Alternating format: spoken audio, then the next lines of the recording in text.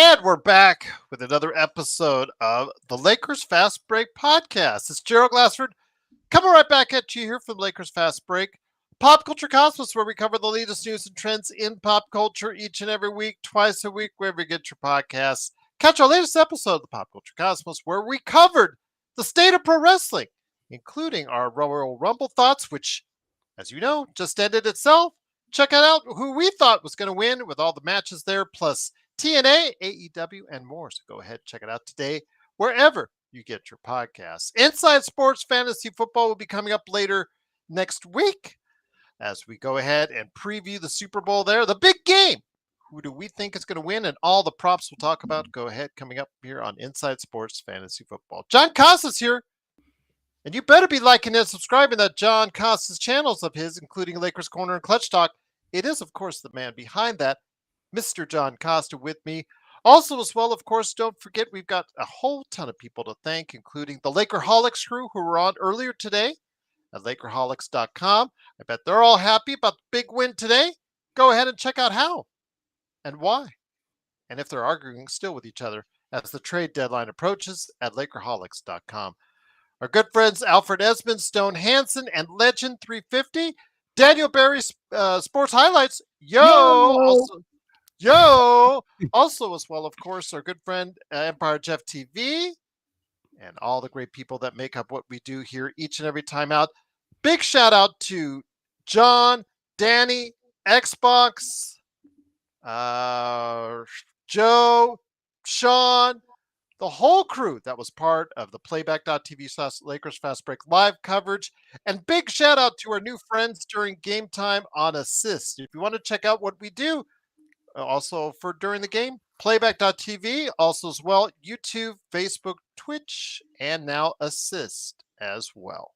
And don't forget, like and subscribe. We really need your help. So go ahead, like and subscribe to get the latest notifications on when we go live on the air with the latest Lakers Fast Break podcast. And for just $2.99 a month, you can help us out by becoming a member today. You get emojis, badges, inside articles that don't get released out there for a while. Also, as well, I put on shorts.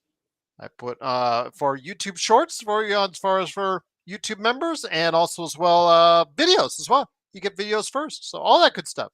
$2.99 a month. Become a member for the Lakers Fast Break. Yeah, CJ, was a pretty good one. Yeah, it's also available on the Pop Culture Cosmos YouTube channel. It has debuted there. Debuted first for members, but yes, it is also debuted on the Pop Culture Cosmos channel as well. Want to go ahead and let everybody know that the Lakers headed into the bright lights of MSG in New York City to face off against the Knicks. Again, no Anthony Davis. So what would happen? Well, if you were watching LeBron James, as long as all of us have, you know when he gets to MSG, he always brings it. And whatever you say about LeBron, you love him, you hate him, you want him off the team, you want him on the team, you know you're always going to get the best of LeBron at MSG. And tonight, he brought along a really good team and a really good effort with him as the Lakers. They stayed to it.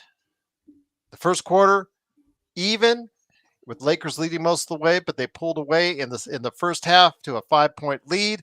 In the second half, they stayed close. And then with a great fourth quarter, closed on a 37-23 run in the fourth quarter, with the team hitting at 47.5% from three, 58% overall. LeBron James with a 33-point, 11 rebound, 12 assists, triple-double. Although I'm sure people are going to point out the 5 turnovers. So I want to make sure we mention, because we got smacked around for not mentioning his turnovers. So he did have 5 turnovers, but can you give him a break on a triple-double? He did help us out. Did do a great job today. I will give him his credit on that. Defensively, he played well enough at times, but the energy on the defensive end from guys like Jared Vanderbilt, we'll give him his due. DFS, who shot well in that first half, giving us 15 points overall.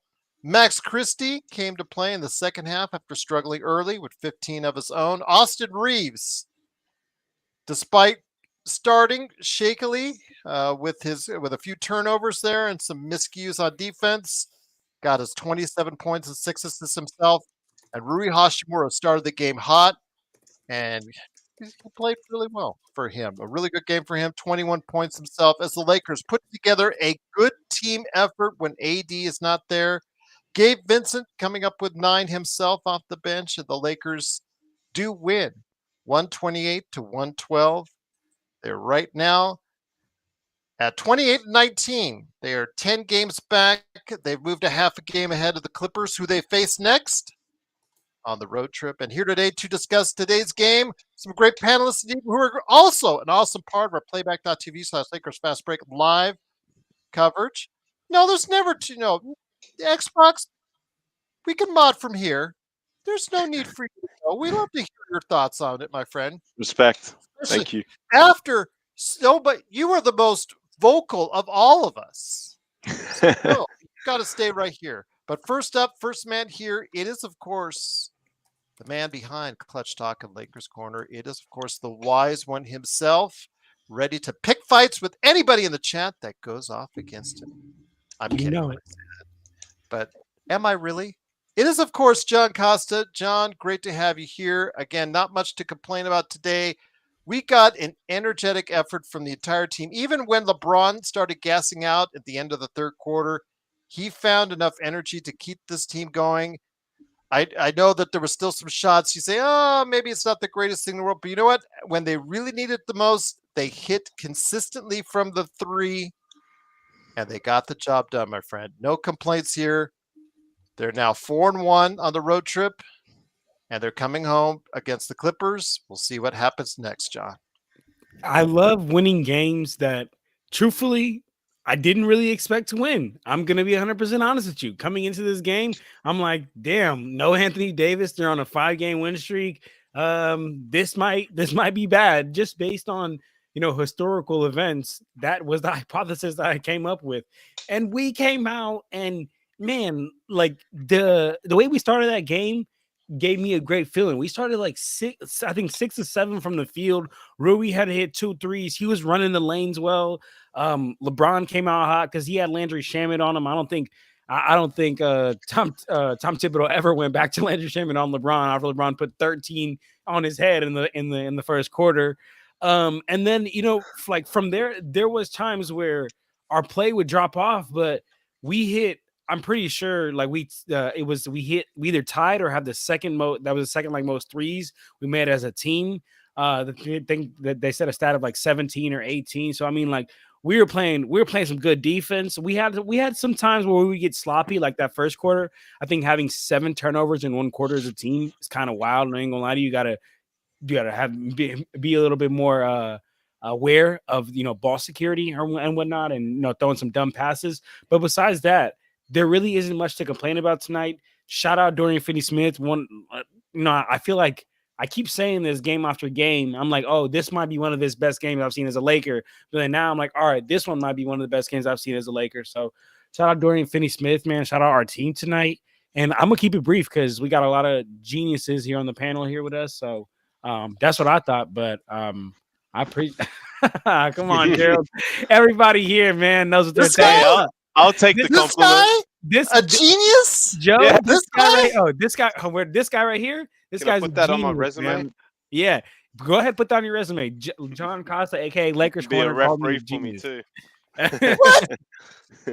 Joe's my guy, man. He knows what he's talking about. Of course, everybody here is, man.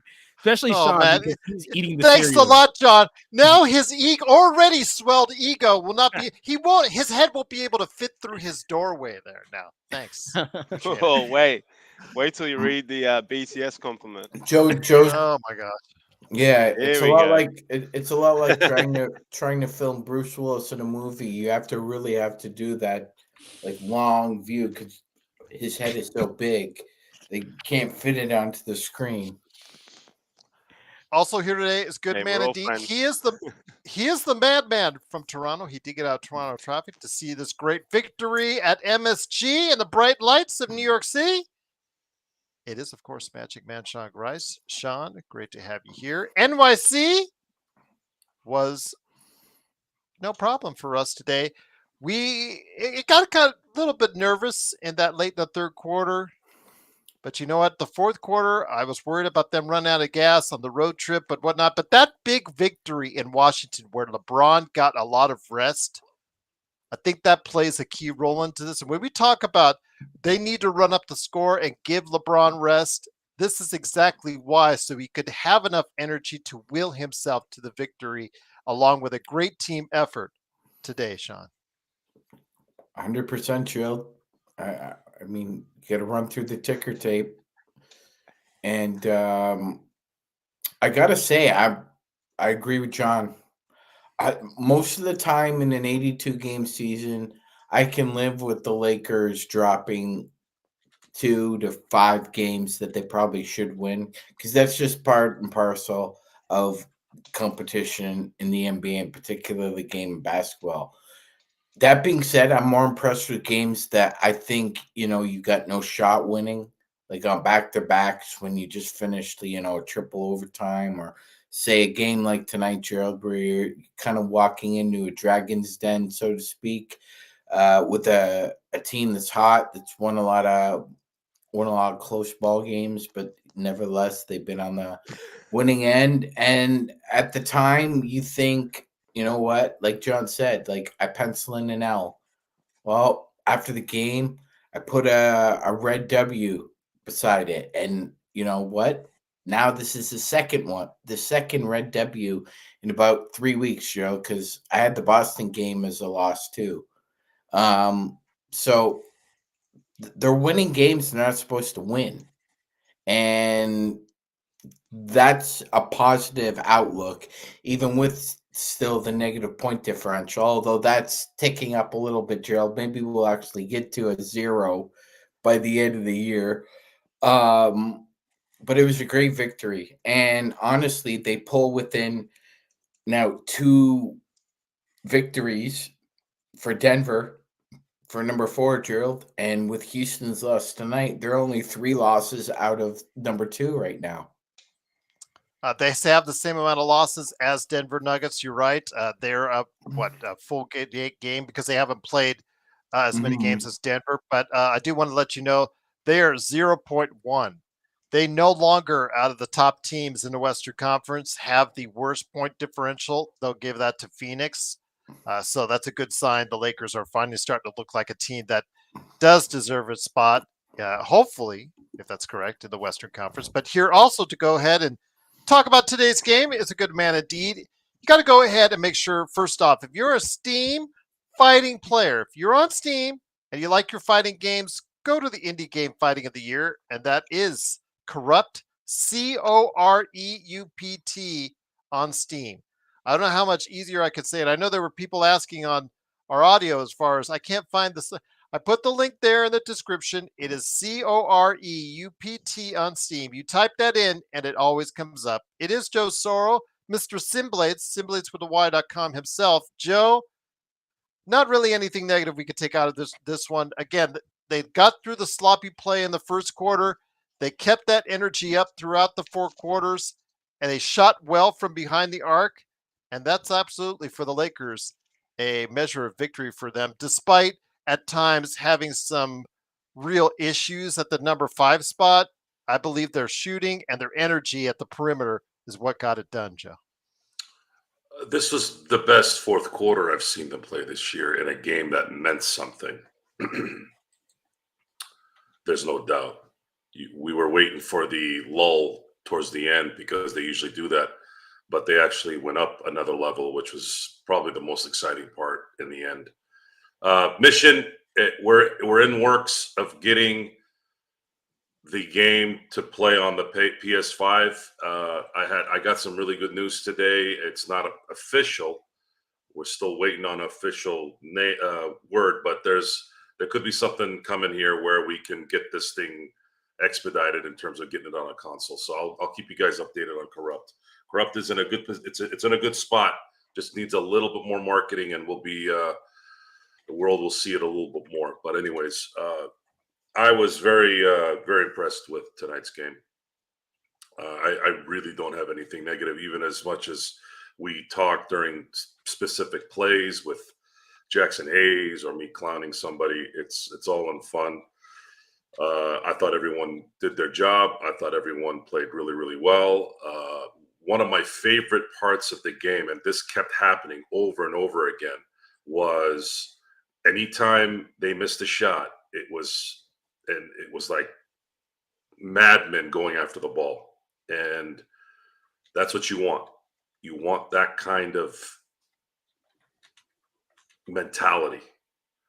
DFS hit most of his open shots. Rui hit most of his open shots. Max Christie hit most of his open shots. Austin Reeves started out a little slow, started getting back into it a little bit in the second quarter. It really was a good game. The Knicks didn't play as well as they probably could, but they were playing. They were getting opportunities, and they were able to do a lot of stuff due to the Lakers' ability to kind of put a monkey wrench in it. And of course, they missed some shots that they probably should have made, but that happens to every team in every game. So right now, the Lakers have done what they were supposed to do, which was win 4 out of the 6. To go back to the Philly game, it had JJ not inserted Bronny in the first quarter or at the end of first quarter, we probably wouldn't have been as vocal as we were. I thought that was a very stupid move, and I didn't understand it. They had gotten beat by Philly with the Lakers playing bad. It's a different story than doing something that a lot of us felt that shouldn't have happened. But fast forwarding to the Knicks game, I thought this was going to be a loss. It's not.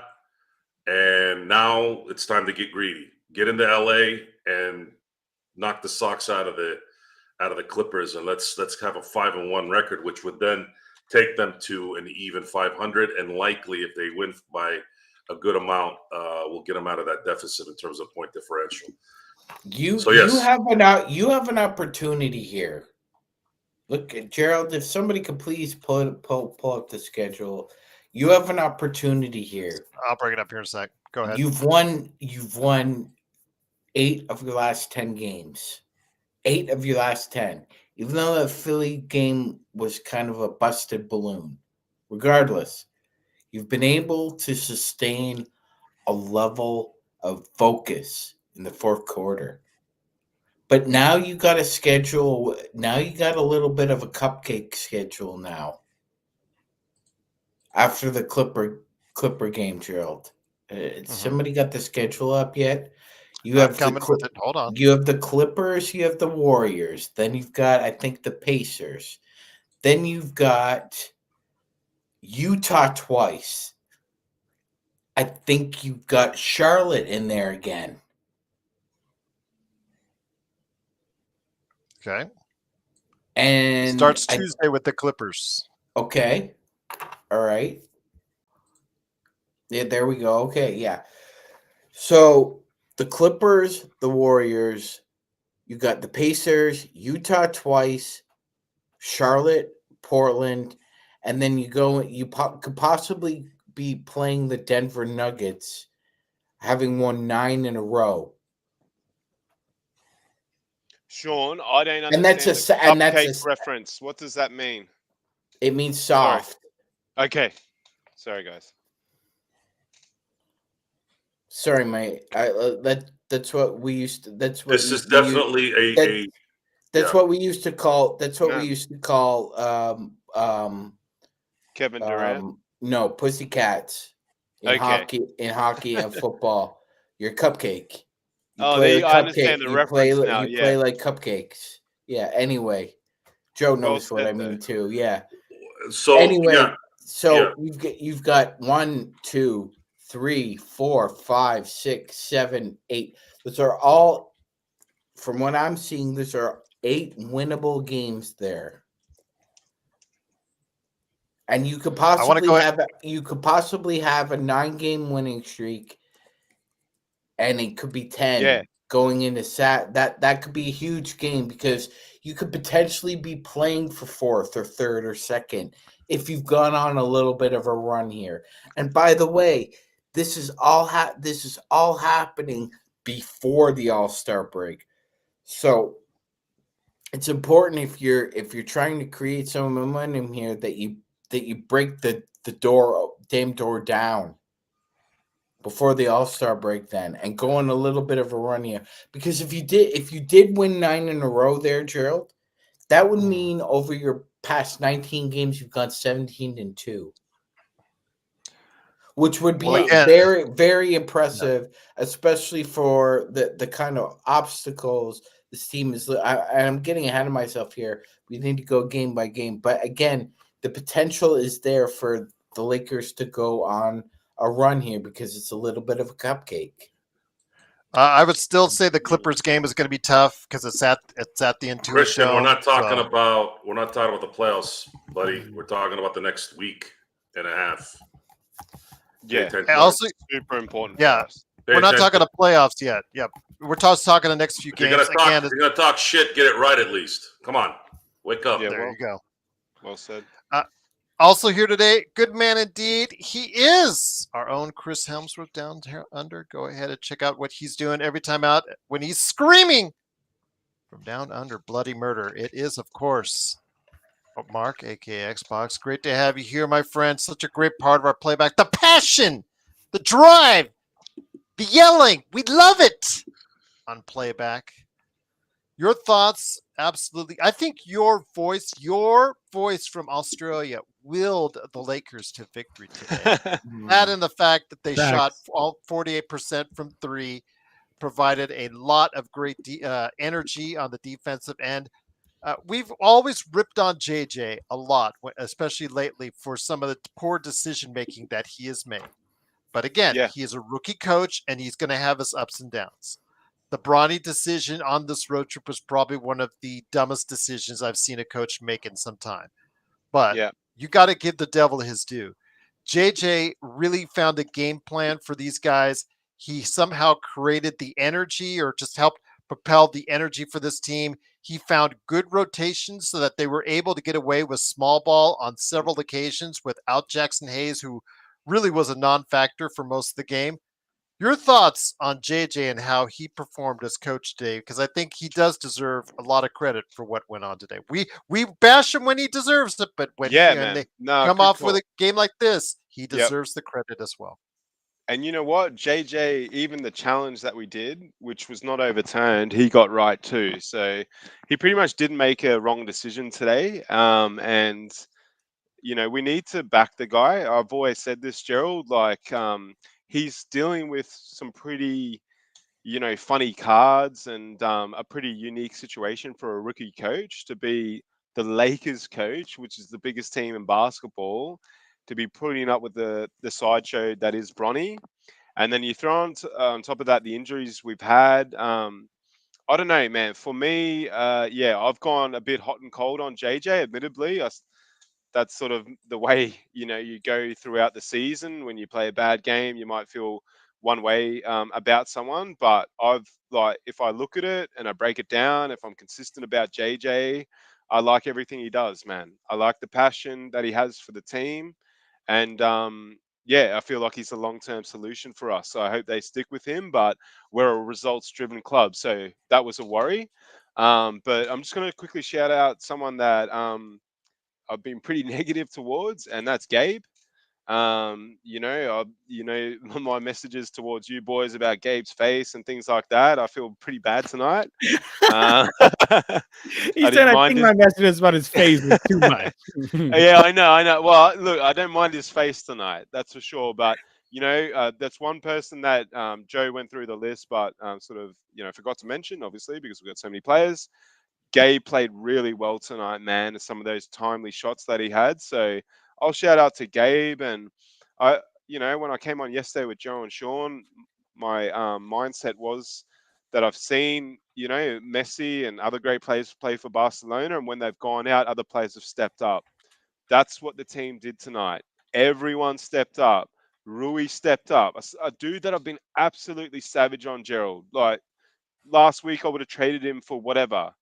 This week I'm like, wow, I know that I go, I can be pretty unreasonable at times, but wow, what a first quarter by Rui. And then DFS, man. I mean, he made 4 or 5 threes in a row. It was brilliant. And then, hey, LeBron, man, 40 years of age. I'll always say this: LeBron. I'm 6 months younger than LeBron, and therefore he is still an inspiration to me. The way he is as an athlete, it's pretty special. And wow, we saw signs in the third that he was dropping off. And didn't he come out well in the fourth? And, he had an explosive dunk with like 4 or 5 minutes to go. So if you can get LeBron to, a stage where he's really only having to concentrate on offense and can sort of not neglect his defense, but just be a body there, man, he can still dominate. So, man, great win. Thanks, Lakers. Sunday Arvo here in Australia, and I couldn't be happier. And I'm with the boys too, so it's all good. He's Australian, you numbnuts. Not English. The English Nah, dude. you get that he's a all the Messi time. lover. That's crazy. I said it. I prefaced it. Prefaced it. Down under, Chris Hemsworth. Good God, man, Christian. Get with the program here. Get with the I think program. he's messing with us. Mate. Hey guys, let me it up, Christian. Let me give the Lakers a little bit of credit. And one of my friends texted me during the game, and he was like, "Oh, my boy Jalen Brunson's playing so disappointing," and it kind of irked me. I ain't gonna lie, it kind of irked me because to me it's like, yeah, sure, Jalen Brunson's playing disappointing, but it's how come no one can ever be like, wow, the Lakers defense is doing a good job of throwing schemes at him and making it difficult for him tonight. In that fourth quarter, he definitely got going a little bit, but quarters 1 through 3, I'm gonna be honest with you, the Lakers were doing a great job of putting size and just big players on him to make it difficult for him and really slow down. I'm gonna say this, John. If Josh Hart is their leading scorer, is their leading playmaker, and you have held Cat and also as well Jalen Brunson to 10 of 30. You're getting it done. And for a team that has been in the bottom 10 all season long at defense, John, again, they found a way. They got a game plan. JJ had it executed, and give him credit tonight. They did a good job, John, on defensive end. Absolutely. They did. And that's my biggest thing is I want people to give them their due just. When they are bad on defense, we'll call them out on it. But when they do stuff like this, come on, y'all. Like, let's give them their credit. It's not that Jalen Brunson was just missing. It's more than that, y'all. It's more than that. Once again, the Lakers do win today with a nice 128-112 victory. The Lakers are again in 5th place by themselves, a half game ahead of the Clippers, who they face on Tuesday. They are 28-19. Let me get it back to you, Joe. Again, that's why I like this show so much, because we give praise when they have victories like this. We are all on board. We see the progress. It's when it goes off the chains that we call it out, and that we're called out because we call it out. But right now we are giving praise to the team for a great victory. They win an MSG shorthanded. Whatever you want to say, AD or LeBron, AD is they're one of their best two, one of their top 2 players out of the marketplace. Their top rebounder, their top point getter, and their top block shot guy out of the lineup tonight, and they got it done, Joe, against one of the best centers in the league in Cat, the best shooting centers in the league in Cat. They got it done.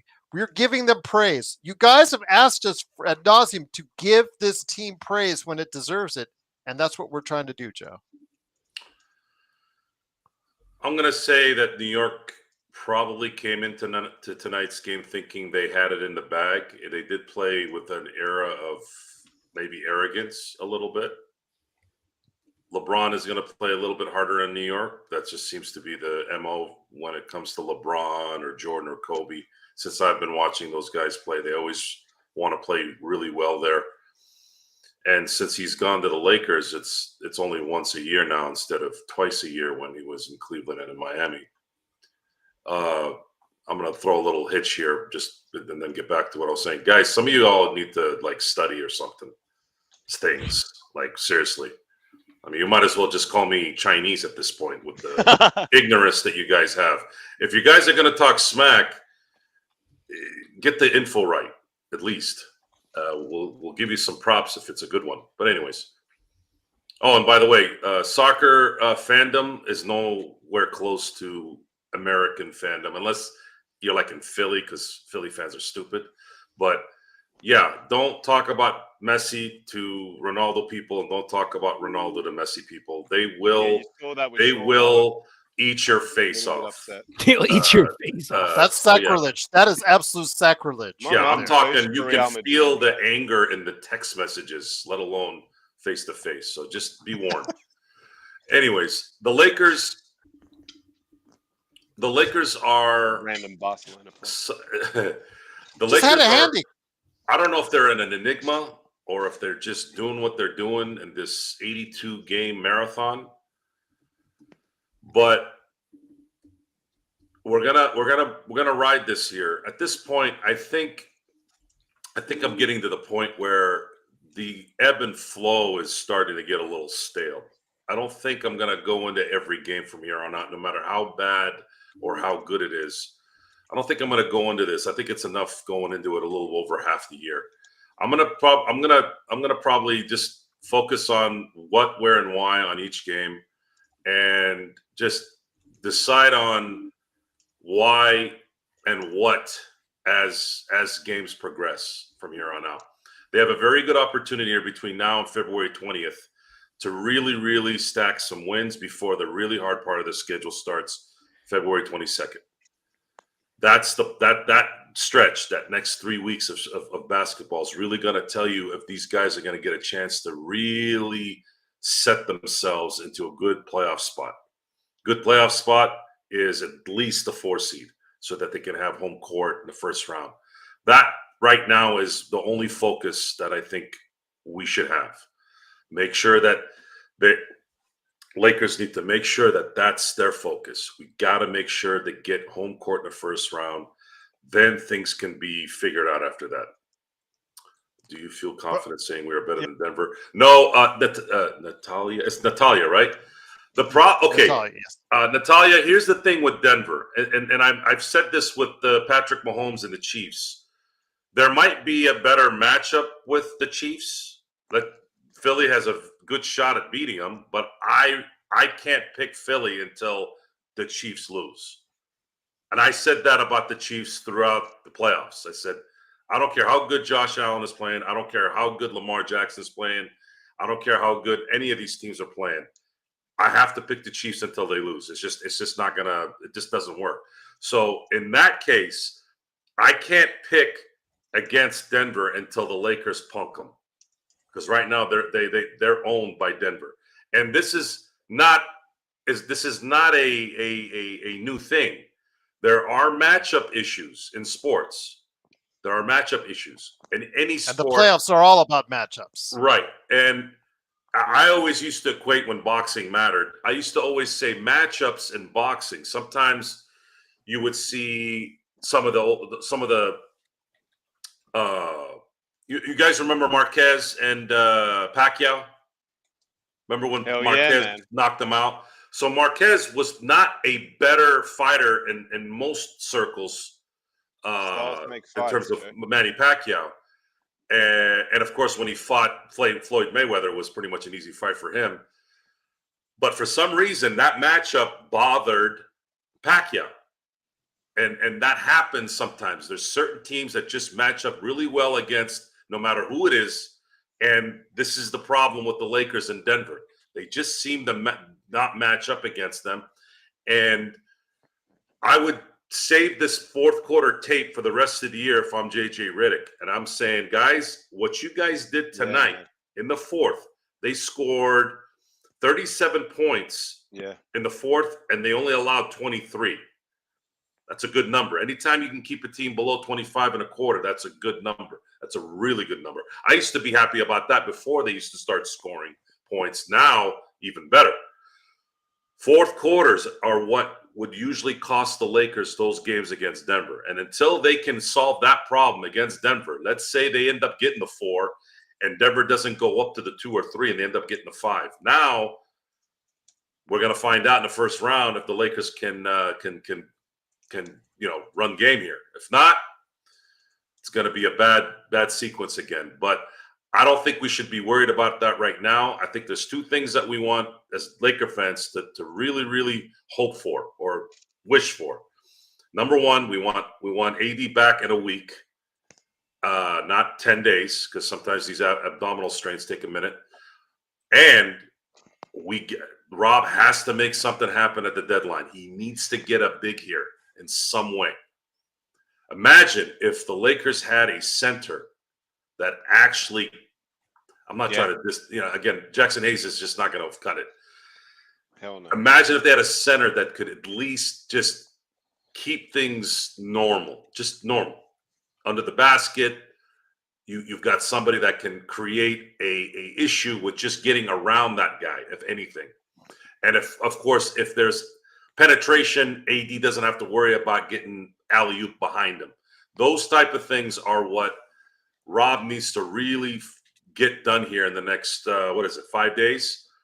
And if the Lakers can get a competent big, any big right now that's serviceable is going to be better than what we have. It doesn't matter really for me. Most of the guys that are available, even Valanciunas, is better than Jackson Hayes. So if you go get him, to me, that's an upgrade. And I know he hasn't been playing well in Washington, but no one's playing well in Washington, so I'm not going to use that as a barometer. So this next 5 days to a week, we're gonna see kind of where this thing goes. We're gonna have to wait a little bit longer till after the All-Star break as well, and then really the big test is going to be at the end of February, beginning of March. Before we get to Xbox, JY's asking, it's the two stars against Denver. The Nuggets attack LeBron and AD. Weakness, endurance, and attention to detail throughout the game. G and Joe. Again, I'm like Joe. Until the Lakers prove they can beat Denver, I'm going to pick Denver in the series every time because Jokic and Murray gets it up in the playoffs. He gets up for the playoffs. You know how I think about that differently. Gerald, Go ahead. The best player on the court is Joker. And that was the same when LeBron, g'day John's daughter. But basically that was the same when LeBron was at his peak in Cleveland, when he didn't have better teams than other players he was facing or other teams he was facing. But the fact they had LeBron made them favorites. It's how I feel about Joker, man. Until you can stop him, they should be going into every series as favorites, but that's fine. It's not a one-man game. It's a five-man game, and then you got bench players. So Joker, whatever. We'll talk about you later.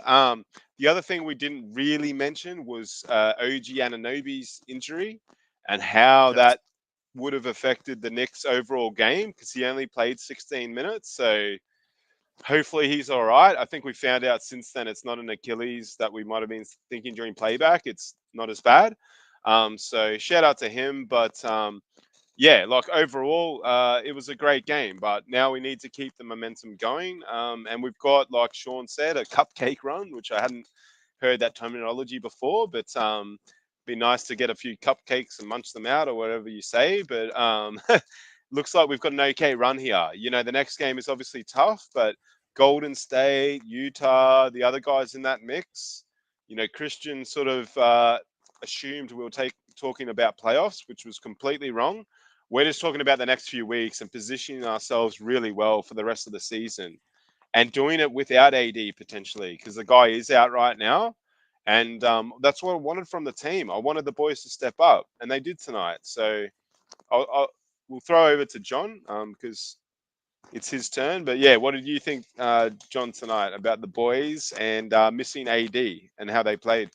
I mean, it was kind of like how when we started the stream, I opened up saying with like I was expecting a loss, but to get a win here with no AD is I mean. Great, right? It's cupcakes, but I guess cupcakes as in a sense of maybe like you're happy when you get cupcakes, right? Because that's how I felt. Exactly, it was a happy time.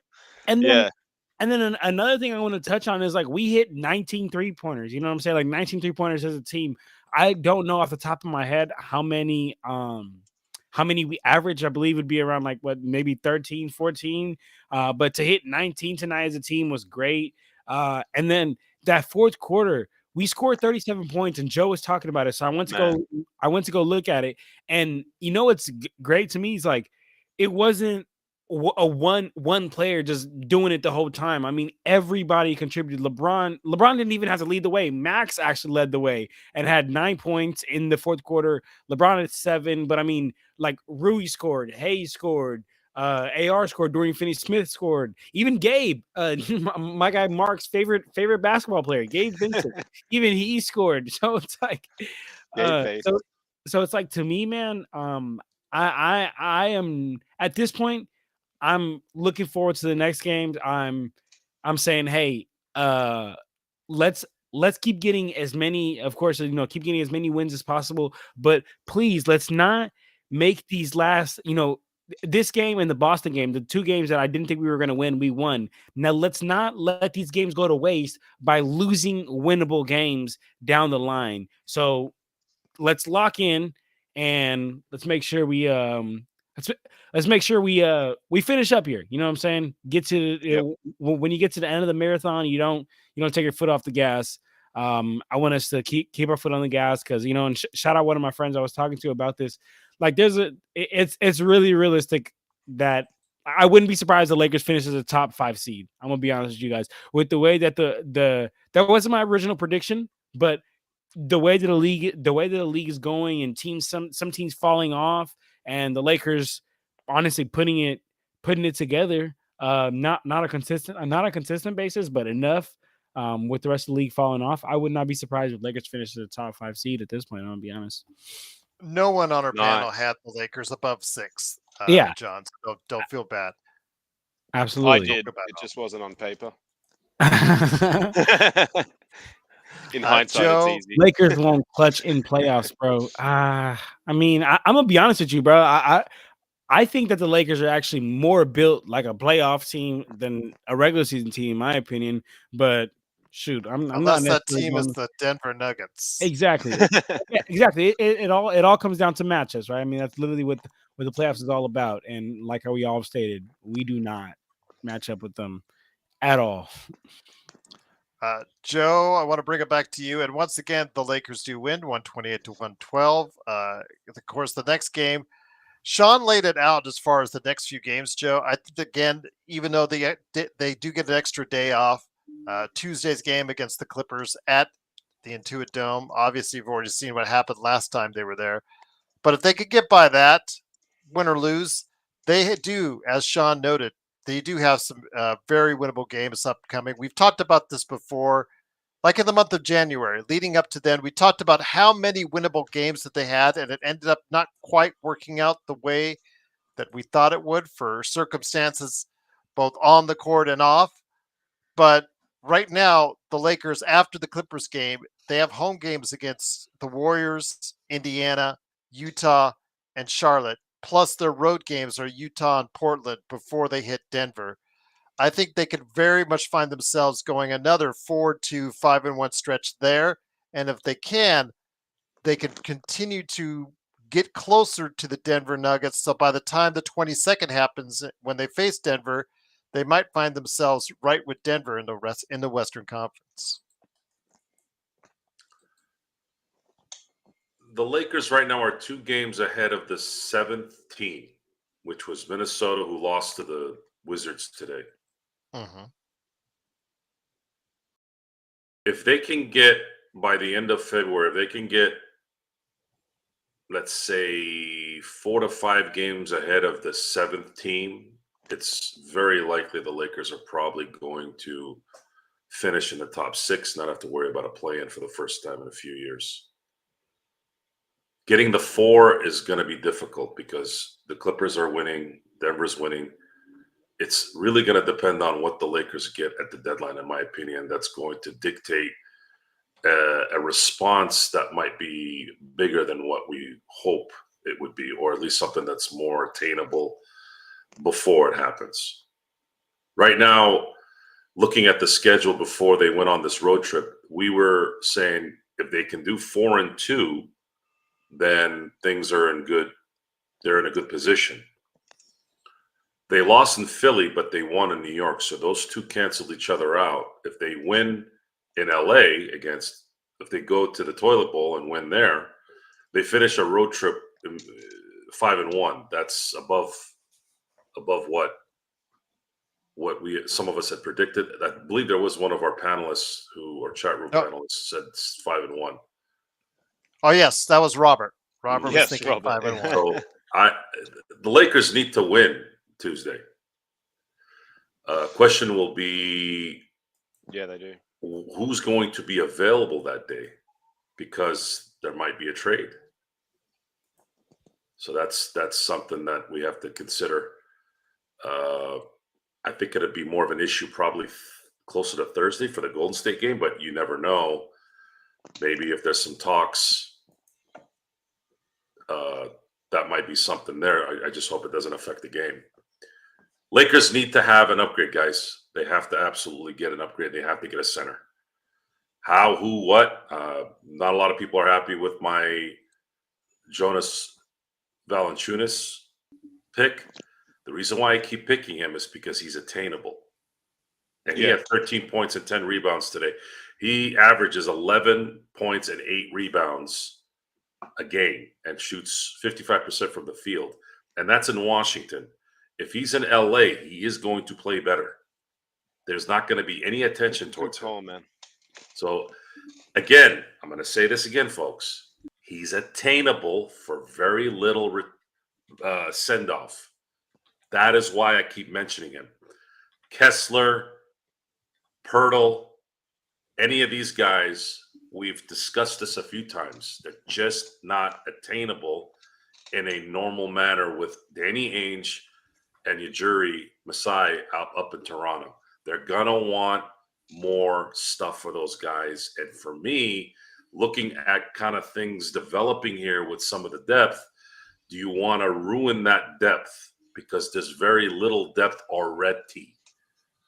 And it's a lateral move. You don't want to make a lateral move either. You want to make additions without sending anything out. If you're going to send something out like a Gabe Vincent or a Max Christie, it's got to be somebody, that guy's definitely going to make a difference. It's going to be difficult, but he's got to make it happen. And if you guys want to hear some more attainable trade targets, just quick plug on a video I did. It worked real hard on Lakers Corner. Go check it out. I dropped talking about some center trade targets and how they would fit in both offense and defense. But that was just to what Joe was saying. But keep on, Joe. Great spiel, brother. Yeah, we're going to be here, guys, Thursday morning. Gerald, I'm assuming you'll be available. I will be available. I'm taking Thursday off all day. And I think it's going to be raining here anyway, so that's a good thing. It'll be 9 a.m. to 1 p.m. Basically, what's going on. 9 a.m. to 1 p.m. To keep everybody there. We'll be there through morning because the trade deadline is noon our time. So we'll go ahead and we'll wrap it up and then wrap it up around 1. But yeah, 9 a.m. to 1 p.m. Join us for that.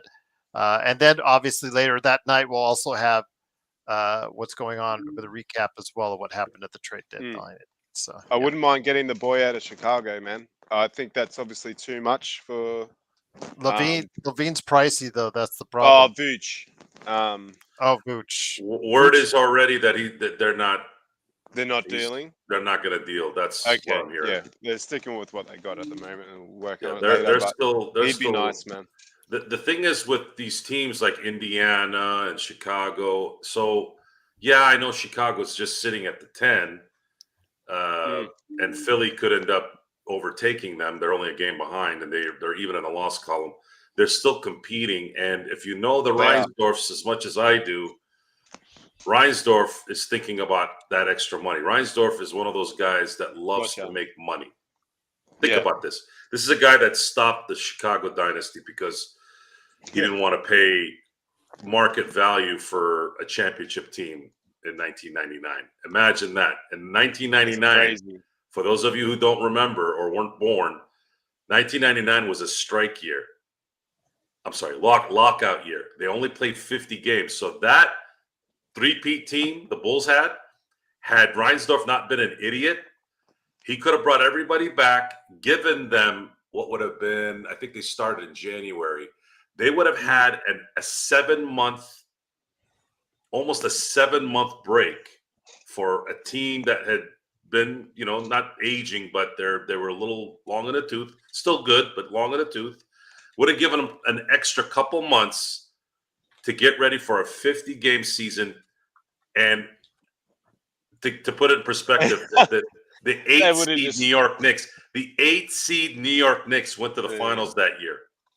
Yeah, But there's man. one thing though They that would've you're won not factoring into this, Joe. At their current rate, they will lose their first round draft pick. They have to stay in the top 10 picks, Okay. basically for Chicago to keep their draft pick. Otherwise, they give it to the Spurs. If it goes 11 or lower, as far as in the first round, they do lose their pick to the Spurs. So are they going to tanking want is so tanking is still something in the back of their minds as they may go ahead and do a fire sale. I wouldn't put it totally out of the realm of possibility about doing a fire sale before the trade deadline if I was them. So just being making you aware of that as well. So if they at their current pace, they will probably lose their first round pick if they stand pat and stay around the back end of the play in or even at the high end of the lottery. They'll probably go ahead and lose that pick just to let everyone know. All right, but Joe, any last thoughts, man, before we go ahead and send it over to John next? I'm good. All right, so John, I'm going to bring it back to you, my friend. Again, your video that was awesome. Go ahead and check it out right there. As far as the trade targets out there for the Lakers, Jonas seems to be a very divisive individual, and obviously, if you just saw him based off of what you saw in Washington earlier this week, you obviously would not be very impressed at all. Maybe it's the Kuzma syndrome where you're just gliding through a really bad team and maybe you would step it up if you were on a better team. Maybe that's the same thing you could say for Jonas, for Poole, what have you. But he's not on a terrible contract. It's only about 10 mil. It is 3 years for a 35-year-old center, so I'm not really super hyped about it. If you were to go that route, that's great. But I still think they have more issues, John. I still think they have more needs of depth in areas where they're still weak on right now, John. But what are your thoughts? Well, my thoughts on Jonas on his team. Yeah, adding Jonas, but also looking into other areas of need for the team as well. Yeah, I mean, if we're looking at all the areas of needs, I think we all know that we definitely need that in that center, and we also need that playmaking guard. But I think the number one area where we really need to take care of first is a center, because that's what AD asked for. Like, he is our star. Like, he went ahead and publicly made it known. Like, yo, this is what I want for you guys, to give me. I came here, I delivered a championship. Now, were you guys going to help me? Are you guys going to deliver what I'm asking for? So I think not only does it, fit some needs that we like need as a team as far as like roster construction, but it also takes care of Anthony Davis and makes us from the outside looking in like an organization that actually cares for their players. But I mean, little do they know what it actually is. But as far as Jonas though, and his fit, I do think the one thing that he would do for us is he'd give us like a Twin Towers lineup, because I mean we'd have AD who's 6'10" and Jonas who's 6'11". Jonas is like I think he's like 270. AD is like 260. So we would have a Twin Towers lineup. But my issue with bringing in Jonas is he doesn't really match JJ's coaching philosophy. JJ likes to have players that stretch the floor. JJ likes to have players that are going to shoot. JJ's a big numbers guy, right? And the numbers nowadays all say you want to beat teams, you got to shoot more threes than teams. And that's the philosophy that he's going with. And if we bring a player like Jonas on the team, he really is going to clog up the paint, and he doesn't really match that JJ's philosophy on that end. So yes, I think he'd be good on the defensive end, but basketball is played on it's played on both ends. So to me, there is better fits. And I mean, if you guys want me to, like, again, please do go check out my video. But if you guys just want, because I gave y'all 4 different players, but if you guys want me to tell you who I think, like all off rip, to be honest with you, actually a player who's averaging a career low. It's actually Clint Capella, and be honest with you, averaging career low, but really because numbers aren't black and white around the league. To be honest, like he's getting faded out of the lineup for Uneku, but Kongwu finally replaced him in the yep, starting lineup, as and he's on the last year of a contract too. exactly. So to me, he most closely out of all the candidates I've heard fits all the needs that we're looking for. Granted, I'm not saying he's the perfect match. Before somebody gets on here in the chat and says, "Yo, what are you talking about?" No, I'm not saying he's a perfect match. But what I am saying is that, look, I mean, throughout his career, he's averaged like 1.5 blocks per game. Even right now at 30, he's averaging 1 block per game. And if you can't block, that's exactly what AD does. He alters that shot. And he's done that throughout his entire career. Also, on the offensive end, he's a really good pick and roll threat. In my opinion, he was actually Trae Young's best pick and roll partner he ever had. So to bring in Clint, not only do you bring in somebody that can be somewhat of an offensive threat and somewhat of a defensive threat, and guess what? He's reliable. Like AD, I think it's inevitable that he's going to miss some games. But so having a player like Clint Capella, who's played every game so far this season. I believe he actually just got hurt on January 30th. That was like 2 or 3 days ago.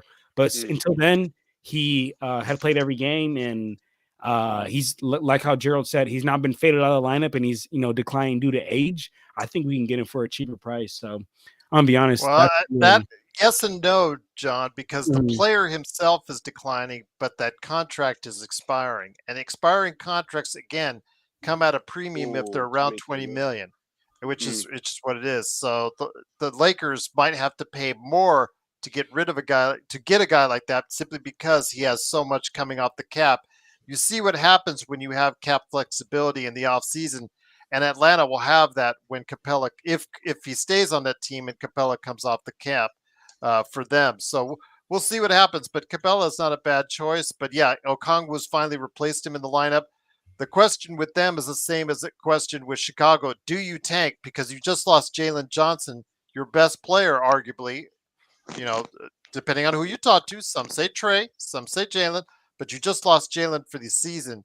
And in doing so, does that change your perspective on if you want to continue for a team that's 5 games under 500? So, yeah, that we'll have to definitely look at and see how that works out for this week. So, but yeah, it is, of course, the Lakers fast break. It is, of course, John Costa, Joe Soro, and Mark, a.k.a. Xbox, along with me, Gerald Glassford. Thanks again for watching, listening. Truly appreciate you joining us. Yes, Podol is about $20 million, 7-footer for the Raptors.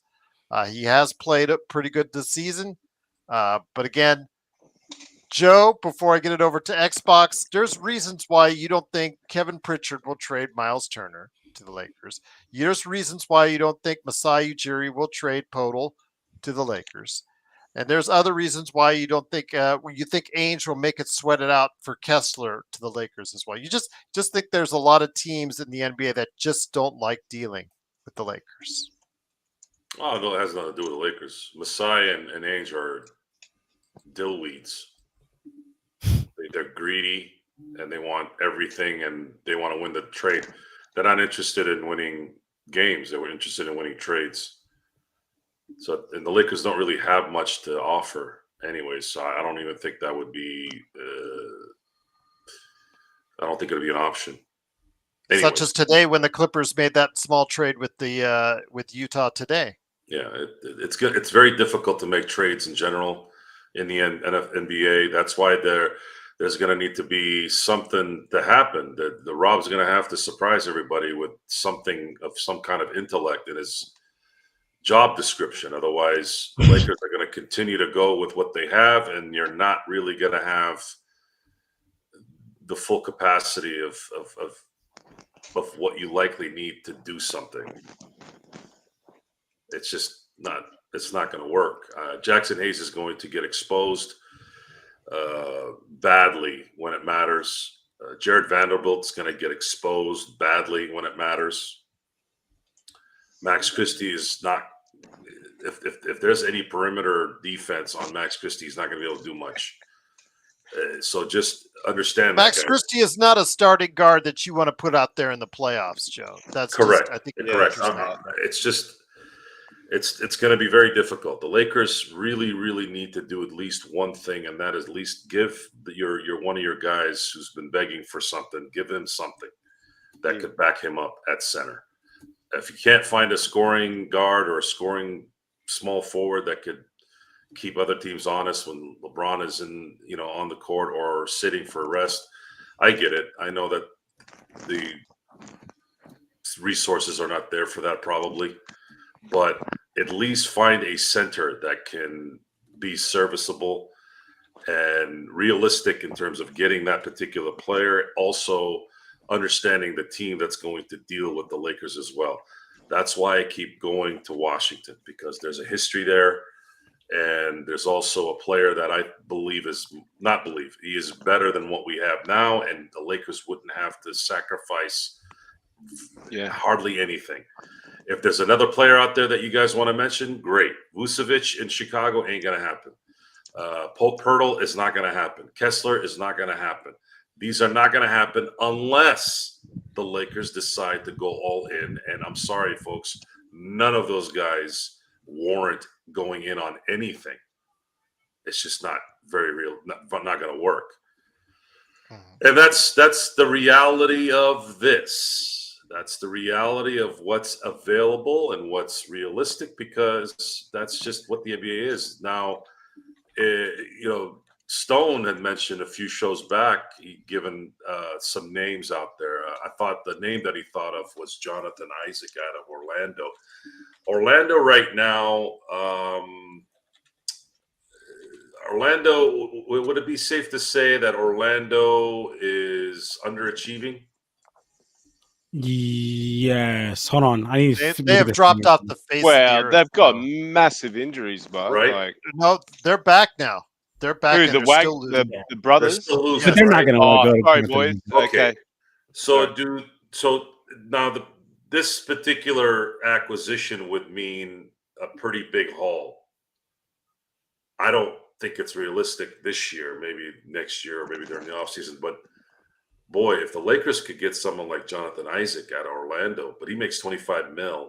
Well, he makes $25 million this year. He's already been paid half that. Then it gets down to 15, the rest for the next 4 years.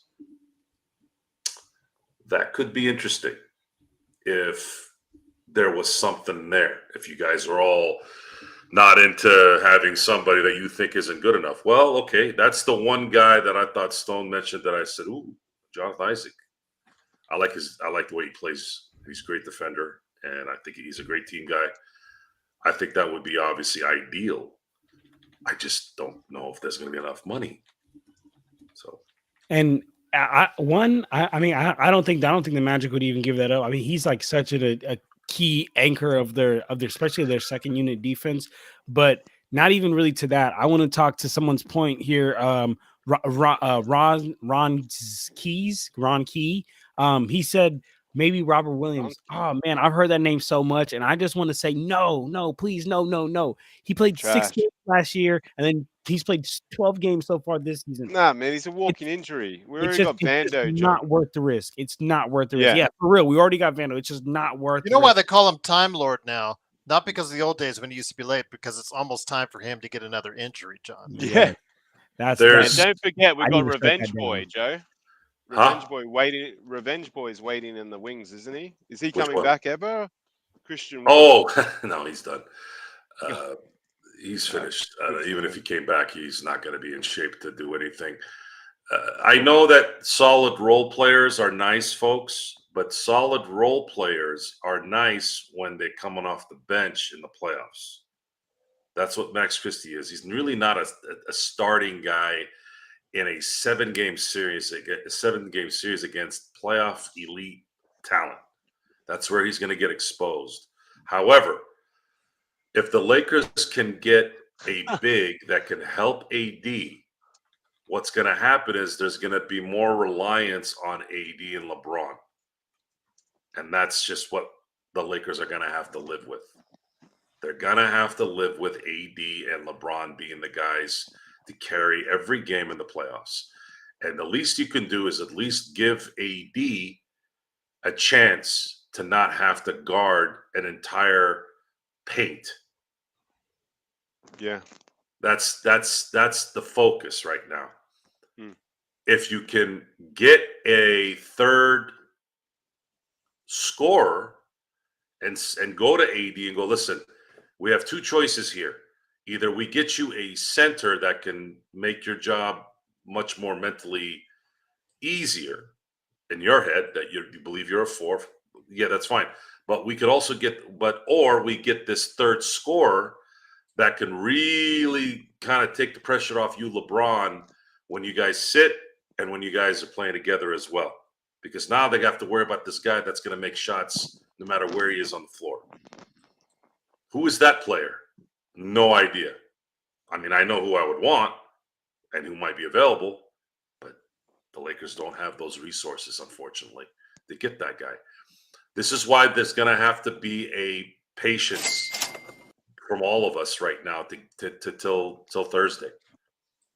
You have to see who gets to the last few hours and finally realizes, man, I'm not getting the draft picks I want in this, but I have to get rid of this guy.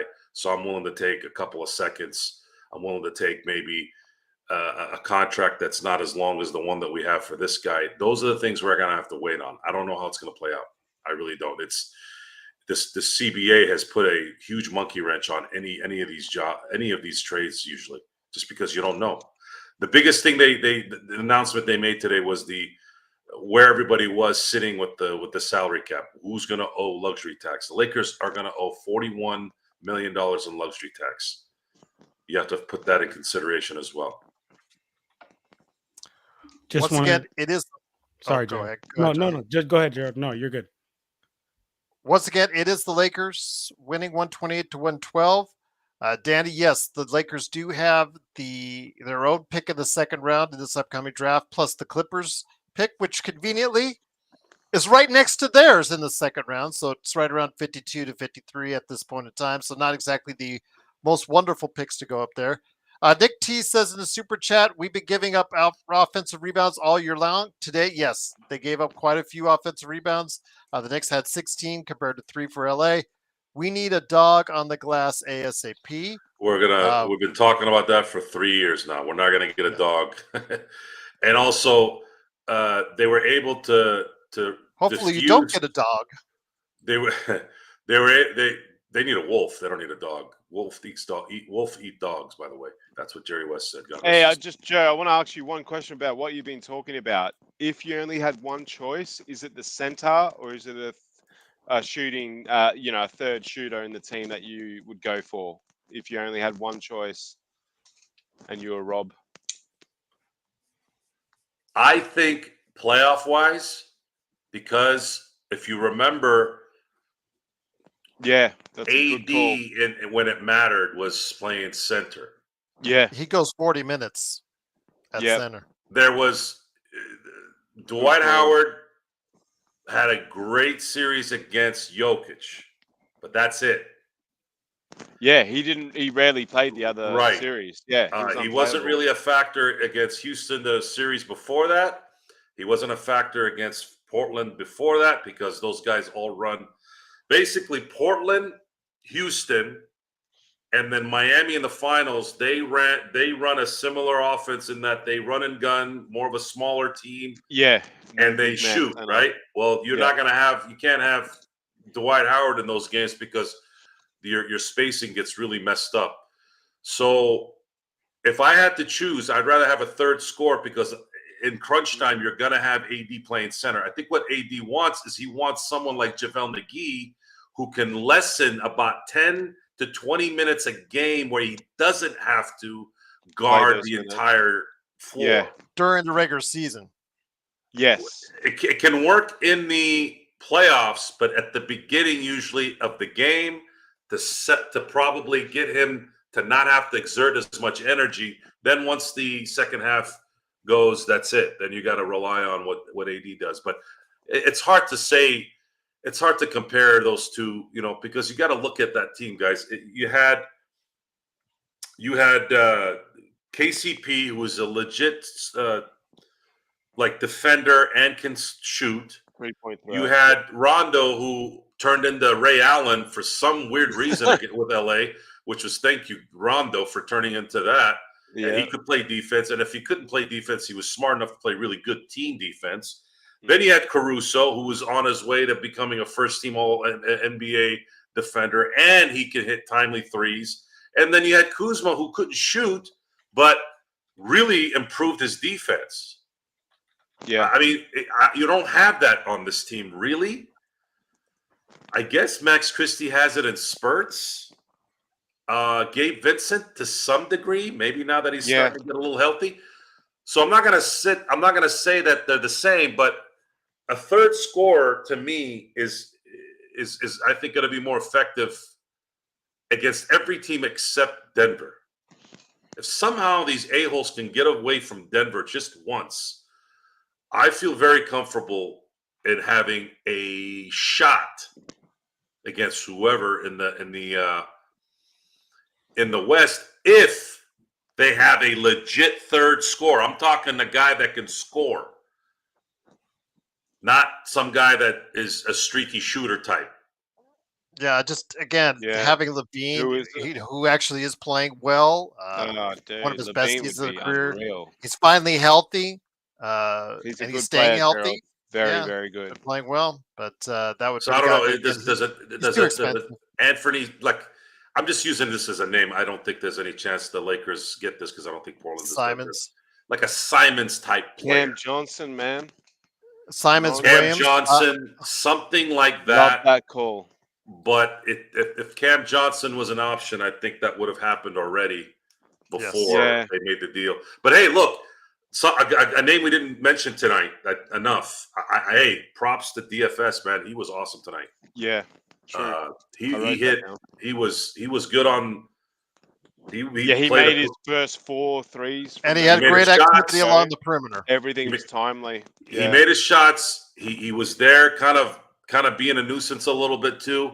I know that the Knicks really kind of crushed us on the offensive boards, but they pretty much lost everywhere else. The Lakers shot 58% from the floor. That's freaking awesome. And they hit almost 48% from 3, and they shot 43s. We almost hit 50% from 3. They hit 19. So how do you feel about Goku? How do you feel about Goku Tots? Dunk threes too. So. Sure. Yeah. Because if Orlando keeps on its downward spiral, they may look to. But are they going to really do?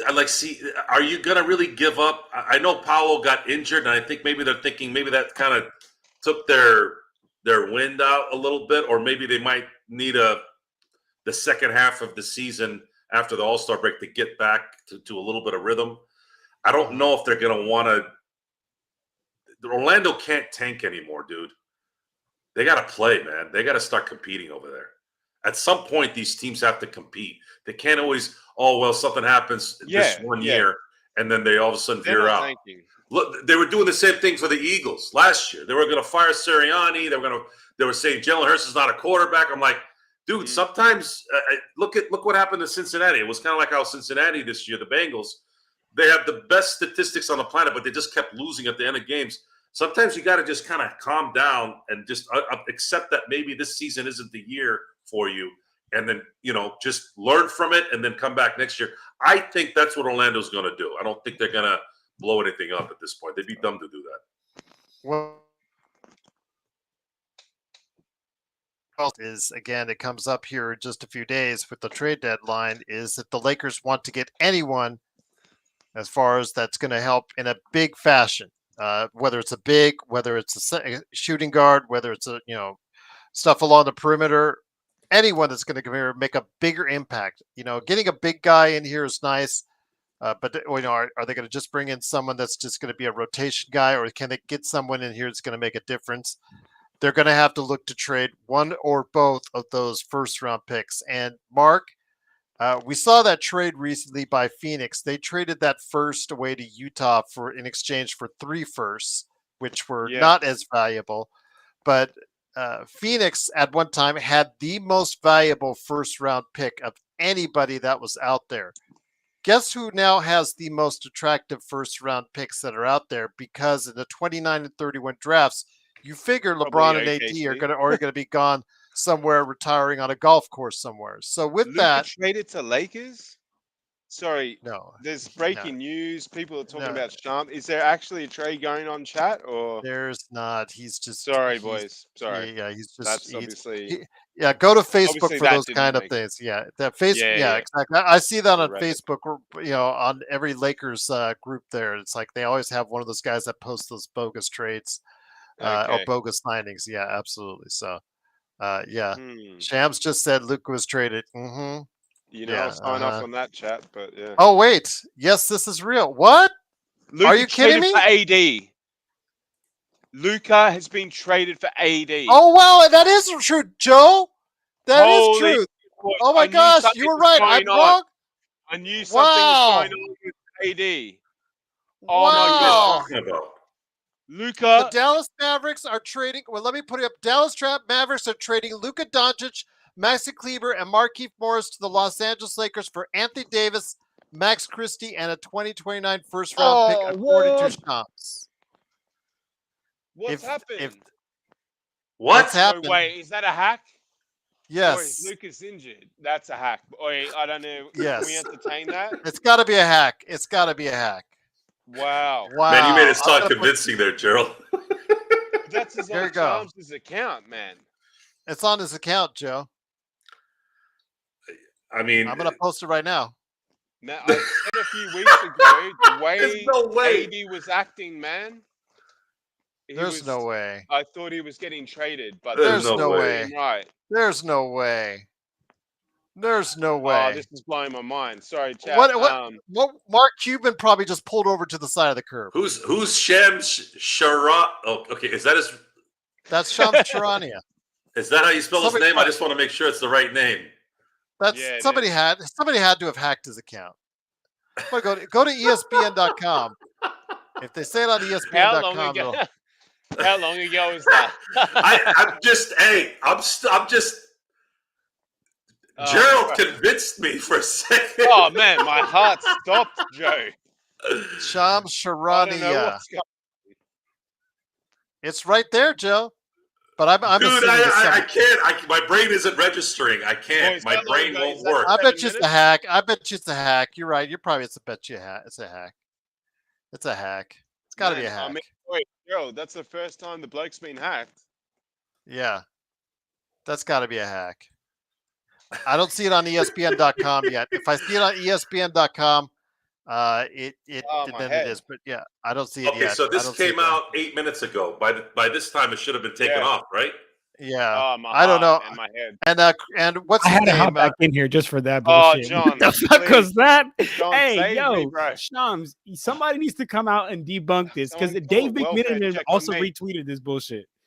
I'm Yeah. cooked. What the? All right. Yeah, he Hold on. retweeted. Oh, Hold on. shit, My what's going brain. on? And he Hold says on. yes, Someone this is find real. it out. Someone. Is this true or not? What the hell is going This on, has boy? to be a fucking troll. Dude, it's This has Shams, to man. be. But This has to be. and Dave McMiniman retweeted it too. Oh, Yeah. you serious? Yes, bro. Oh, Hold on. dude. But I don't see it on ESPN.com site. I don't yet. see it either. I just feel like that doesn't even make No, sense for it's both the sides. Emergency number in Australia is 000. We're gonna Not stay here until 911. this is true. Yeah, we're gonna stay on. This is- Yeah, Holy hell, boys. Okay, Yeah. I'm just going to quickly touch on it. But I said a few weeks ago, 80 started acting like he was on the trade table. I said it. And if this is true, man, this is crazy. what we've always said before, Cuban would never allow this to happen. Bro, I Cuban mean, he's doesn't own the team expanding anymore. now, This is guys. insane. What the Guys, fuck? do we have Luka Doncic? No, there's no way. I got. He I'm has to refreshing have been hacked. ESPN.com. It still said no, but there's no sign yet. It would already be up there. It's got to be a hack. It's got to be a hack. And would you know we're getting about 100 people here on the Hey, show. shout Oh, out you, bro. 100 Oh, people, man, I can't even. Man, What's my going heart- on, dude? Man, what's going on? Someone check Everybody, your heart. You better not be lying, This is Uh, real, boys. hey, This dude. is It's real. I'm telling you, real. there's no way the the Oh hacks shit! on going. You This got is it. real. Shams This has is not been. real. I'm getting him in This 2026. is real. Holy Oh, shit! wow. Fuck. We traded AD for Luca, Oh. man. No, we didn't. There's no Hey, way Bro, the we Lakers did, did this, John. y'all. It's true, man. Look at all the reposts. Bobby Mark Oh, says his boy. Shams has not been AD. hacked. Oh my AD, shout out to god. you, man. Luka. Wow. Luca, Wow. let's Let me go. go ahead and There's let me no go bring way. it back over here. Let's go, boys. Okay, hold on. Let me just read the trade to everybody out there. We've got a huge influx of people. Yes, we're live. What They're is saying going it's not a hack. Holy. They're saying it's real. According to Shams Charania from ESPN, Lakers have traded go. for Luka Doncic, Maxi Kleber, and Markieff Morris. The Mavericks have traded Anthony Davis, Max Christie, and a 2029 Yeah. first. And the Jazz have got Jalen Hood-Schifino, 2025 Clippers second, and the 2025 Mavericks second. Wait, so Let's we go. got wait. So we got Luka, Max. What the Bro, we Dude, got that Luka. can't What be the right. hell? It's a It doesn't even registry. make it got Dude. worse. We got Luka Doncic. But we just got worse, y'all. This is Nah, not gonna make man. us better. Let's go. Brown The and Luka future, are bro. essentially The the same future, John. player. This is Wow. crazy, boys. This What is in the world? crazy. It is should have gotten going- Gafford, though. Why didn't they get Gafford? What in Man. the world? Who gives a shit? We got Luca. We got Luka Joe, this Doncic. doesn't make us better. Dude, Oh he's my the best young God. player in the NBA. Who's Oh gonna my play God. center? John, we're better. We played okay without AD tonight. Who's- If Cleveland all can right. stay, yeah, I'm sorry, John, but just on isolation, Luka, AD, I'm taking Luka, but man, I know what you're Oh, saying. between God, Luka, I don't even they know better what not to be do. able We to. got worse, I y'all. don't man. do anymore. We're not better. We're not better. Yeah, I know, man, but we are in the future, bro. We got Luka, man. We got Luka. Well, Bro, I he give took you. the team to the Western Conference Finals. I will give you that. I will give you that. We are better for the future. I will give you that. But the first time, you know what? The Oh. first time. Listen to Oh this, my Xbox. God, The it's first true, time. guys. It just came that through. Yeah. The first time Luka and LeBron argue with the refs while the rest of the team is running back. Don't get pissed off at them. That's good. But yeah, it is. Looks like Yeah, it's man. one more. Yeah. Let me go I at can't believe this ESPN.com. trade, boys. I cannot believe it. That's why he wasn't playing, man. I'm telling you, he wasn't that injured the other day. He just wasn't. Wow, this is a stunner. telling ya. This is probably the most stunned I've ever been with a trade by the Lakers. And This you know is what? just You know what's a nail in the coffin, Gerald? His little interview. yeah. His little interview with Shams, ironically. Rob, yeah, definitely Rob's biggest trade ever. Holy. This is his do or die trade. We'll see what happens. But again, I don't see it on ESPN.com yet. Which No, is kind it's of on. weird. It's official. I just got the message from ESPN. Yeah, it's done. Okay. Holy All right. shit. Well, there you have it. Well, we're going to be talking about it now. How long's fucking Luka out May. for, boys? When's Luka back? I can't even believe this trade. Honestly, I'm in absolute shock. This is I think we all are. Oh my God. Luka Doncic is a Laker.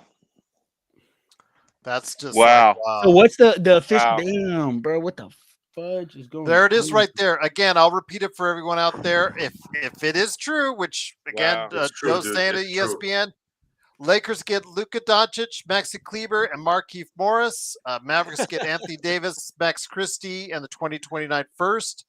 Jalen Hood-Schifino goes to the Jazz, and a second from both the Mavericks and the Clippers. The Lakers had the Clippers second round draft pick, so that goes in that trade. John, So there you go. Johnny, listen. Mm. I want you to focus on this real quick. I'm You know focused, how bro. old Luka is? Yeah, I know. Yeah. He's your age. Yes, I know, bro. That makes me feel like a failure in life. No. You're not a failure. You're a star. Man. Okay. Cuban must be like rolling over. It's like, man, This This is big, boys. is how you bust the CBA that just How you got roll. implemented right here. Crazy. You just got a 25-year-old megastar. That's Megastar. Lakers to a T. Wow, y'all. Wow, Rodell, man. Rodell, you can't be talking Max Christie anymore. So it's Oh gone. man, I'm just Rob, gonna give my honest gone to thoughts. the Because Mavericks. I am just mind Rob boggling. Pelinka, shout out to you. Where's Stone? Oh, wow. Somebody get Stone's ass in here. Wake Dude, him I up. would love this. It's midnight and where he's I at. mean, I don't give a Stone's shit like what time it 80 is. straight He's for going to wake up in the morning. He's Dude, going to go, what? what the hell just happened? Man, and you know what, boys? 80 for me mentally, just I don't know. There was something there that was worrying me, and it wasn't just about this year. It was LeBron's not hanging around for too much longer, and we're going to make this guy the 1A That's player in our crazy. team. Dude, this trade's Guys, huge. This changes the Lakers, man. This changed everything, guys. This changed everything. Oh man, Wow. Bro, I'm still not registering it. I don't even believe it's real still. Some My part of heart me is doesn't believe it's real. Like, Oh, it's real. It's real. ESPN already announced it. It's real. I know. it's hard to believe it's real, John, but it's real, man. Oh my God. What a trade! Wow, bro. This is the biggest trade in years, man. Wow, This bro. might be Yes, the this biggest is. trade ever. I'm telling you, in terms of the player that we just got, boys. I need to just make a Luka? video, honestly. It's not about. You mentioned about Anthony Davis God. in his interview. Oh, Let's trade Luka. This They're is just tired. They crazy. must be out of the Luka game. They must just be so tired of the Luka game. And like you said, Cuban's This not is the owner insane. anymore. nah, Cuba's not the owner Luka- anymore.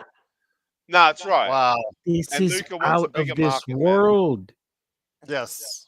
This is as well. Yeah, Joe, you talked about when you were driving and your mates were texting. It was a different time back then. We didn't have the internet like this.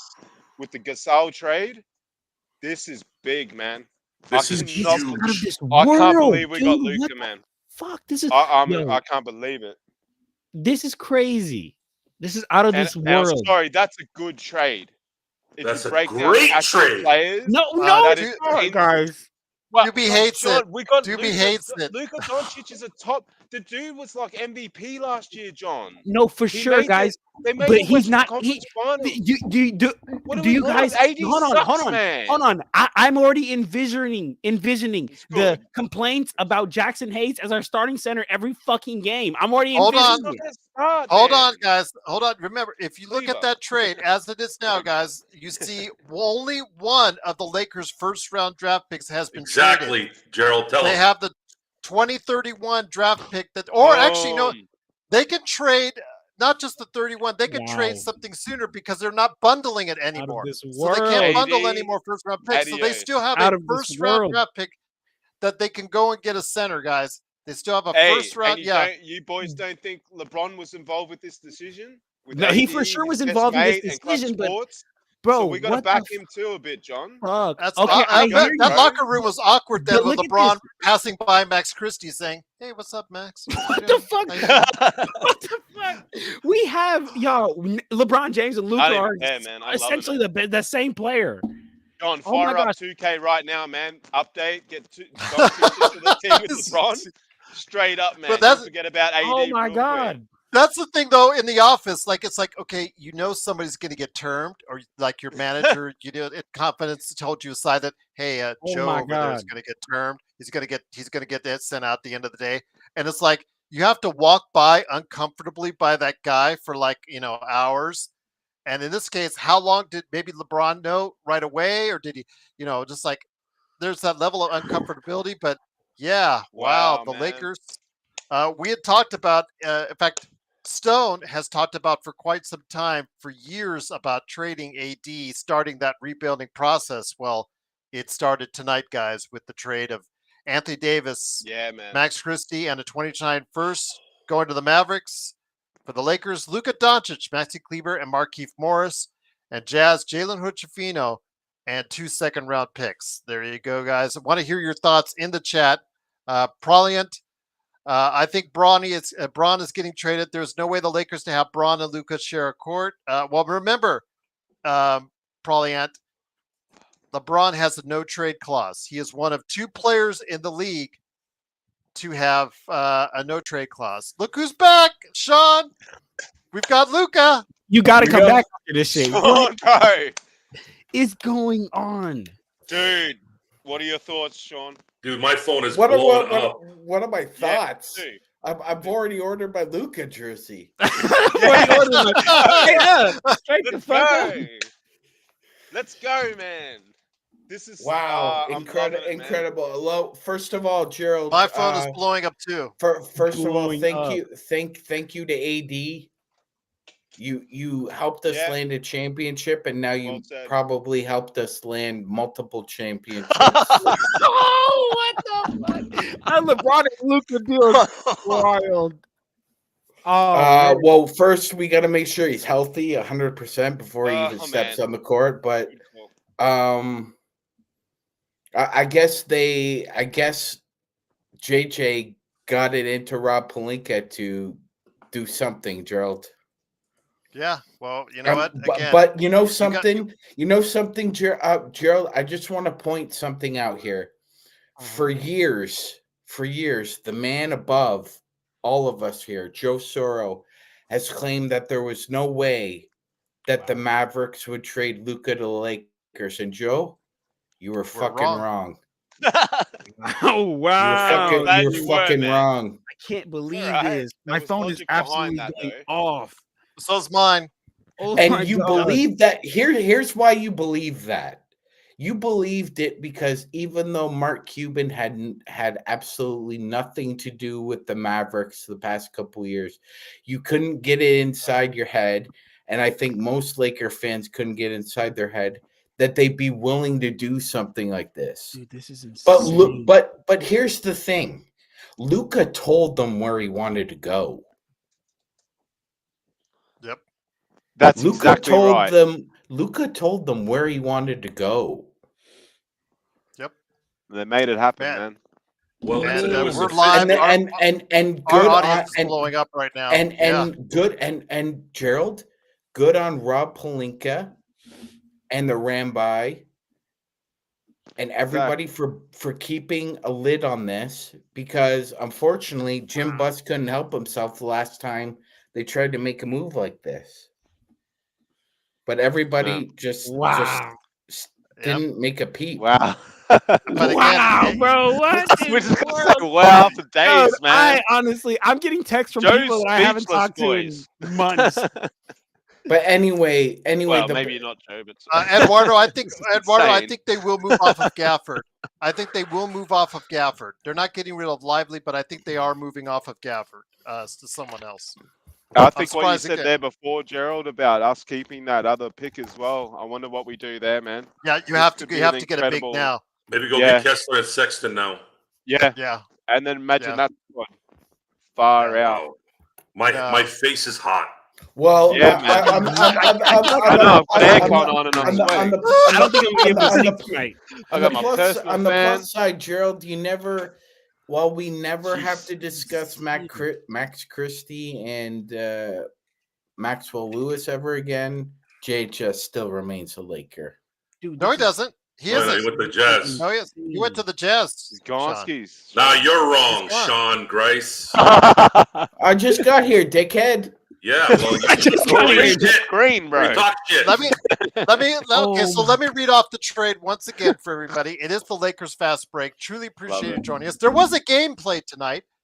Lakers win. Oh, we get 128. Maxi Kleba too. Forgot There about you that. go. Game. Absolutely. So let me go Yeah. ahead and break it down for audio listeners as well. And Sean, make sure he's got caught up on everything.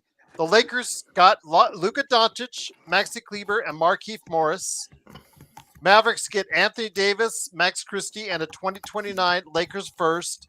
And the Jazz, for money reasons, get Jalen Hood-Schifino and his expiring contract and 2 seconds. One of the Clippers that the Lakers had, because the Lakers own the Clippers second, and then the Mavericks gave them a second as well. So that's break down the trade.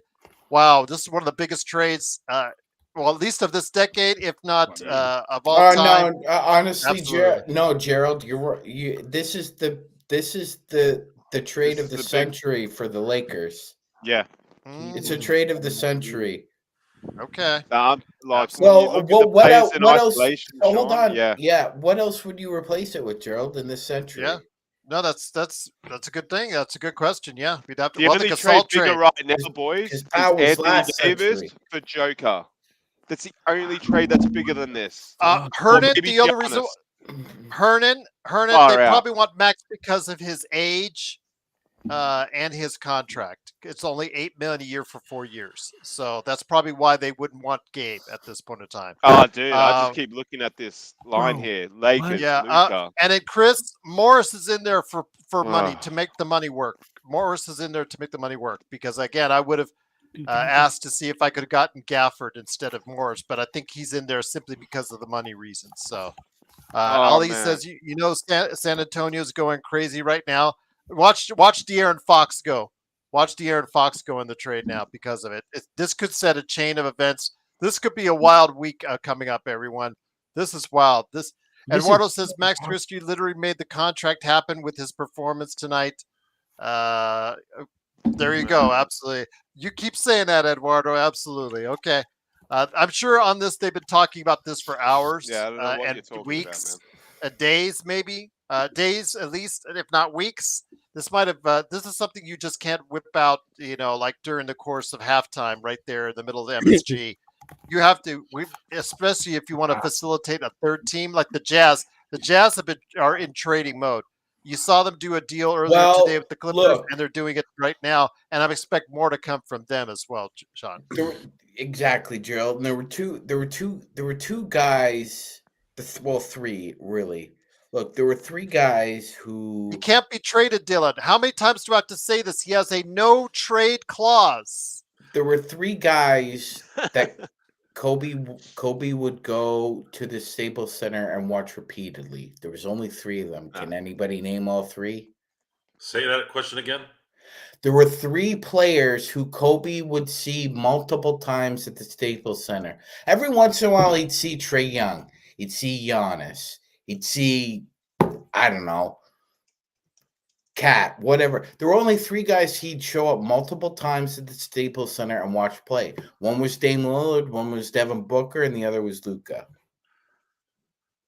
Oh, there you go. But you see the money right And there. all three of those guys, you would classify as Mamba disciples.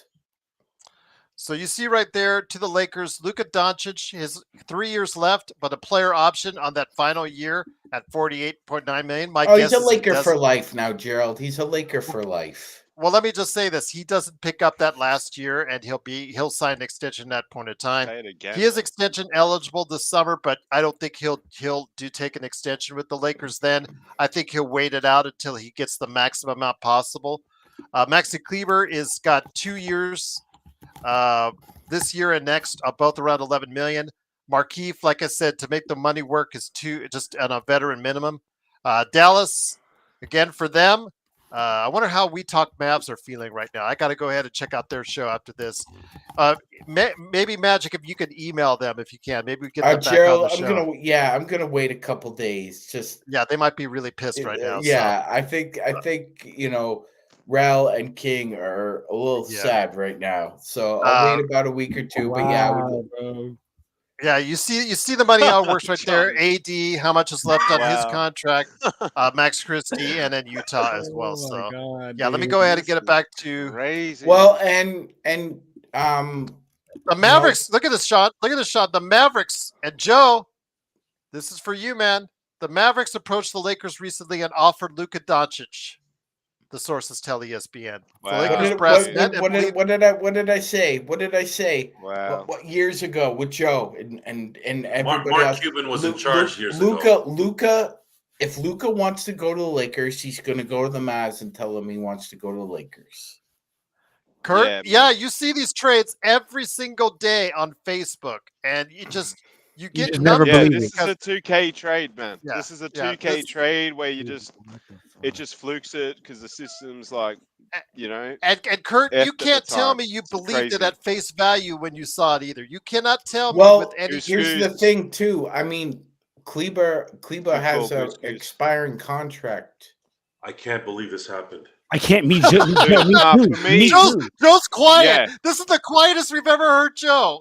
No, that's right. And I'll just quickly go. But what worried me? Because Gerald, we live Sean, in a very good trade, bro. It's a basketball trade, brother. It's as much as people want. want. Great trade for the Lakers' future, man. Like as much as see, again, we live in a very jaded, very hostile world. And Soro and other Lakers fans just didn't want to believe that, Luka would come to the Lakers. Wow. No, fair call. But, he had his reasons. But, man.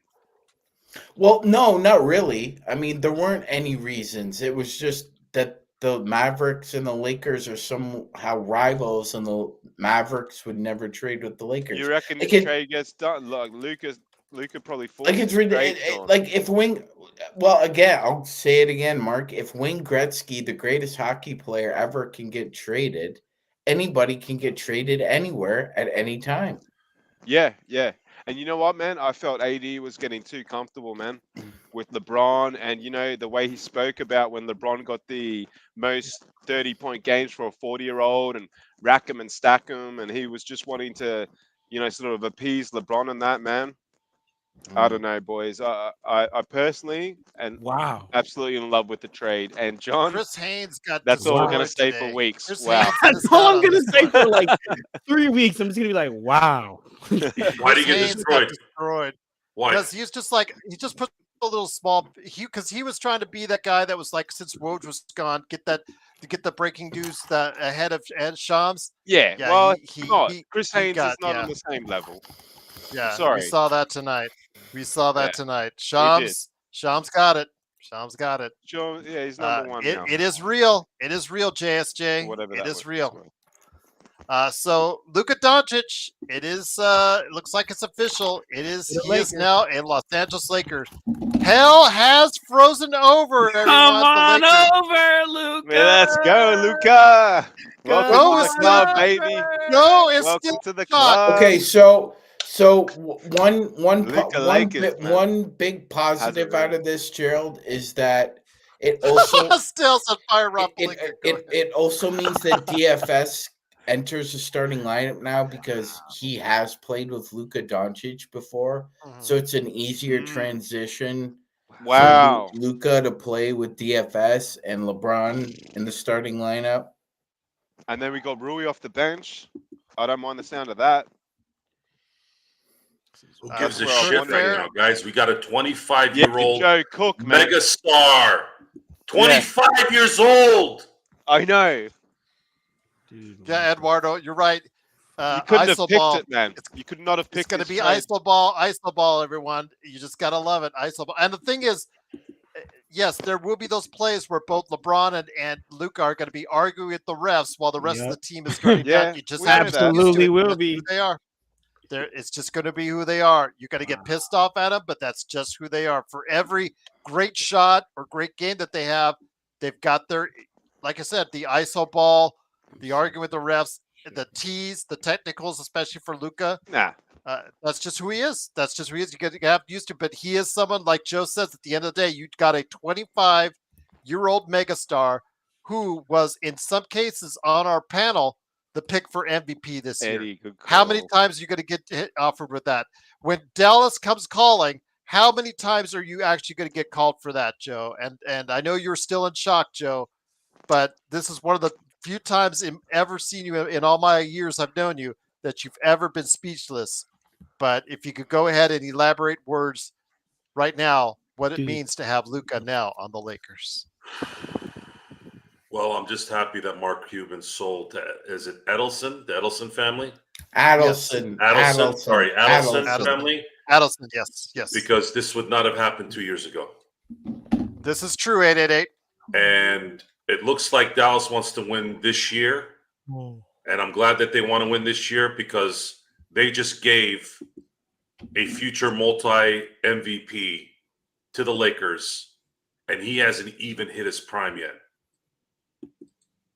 I'm in shock. I'm in shock. I can't believe this happened.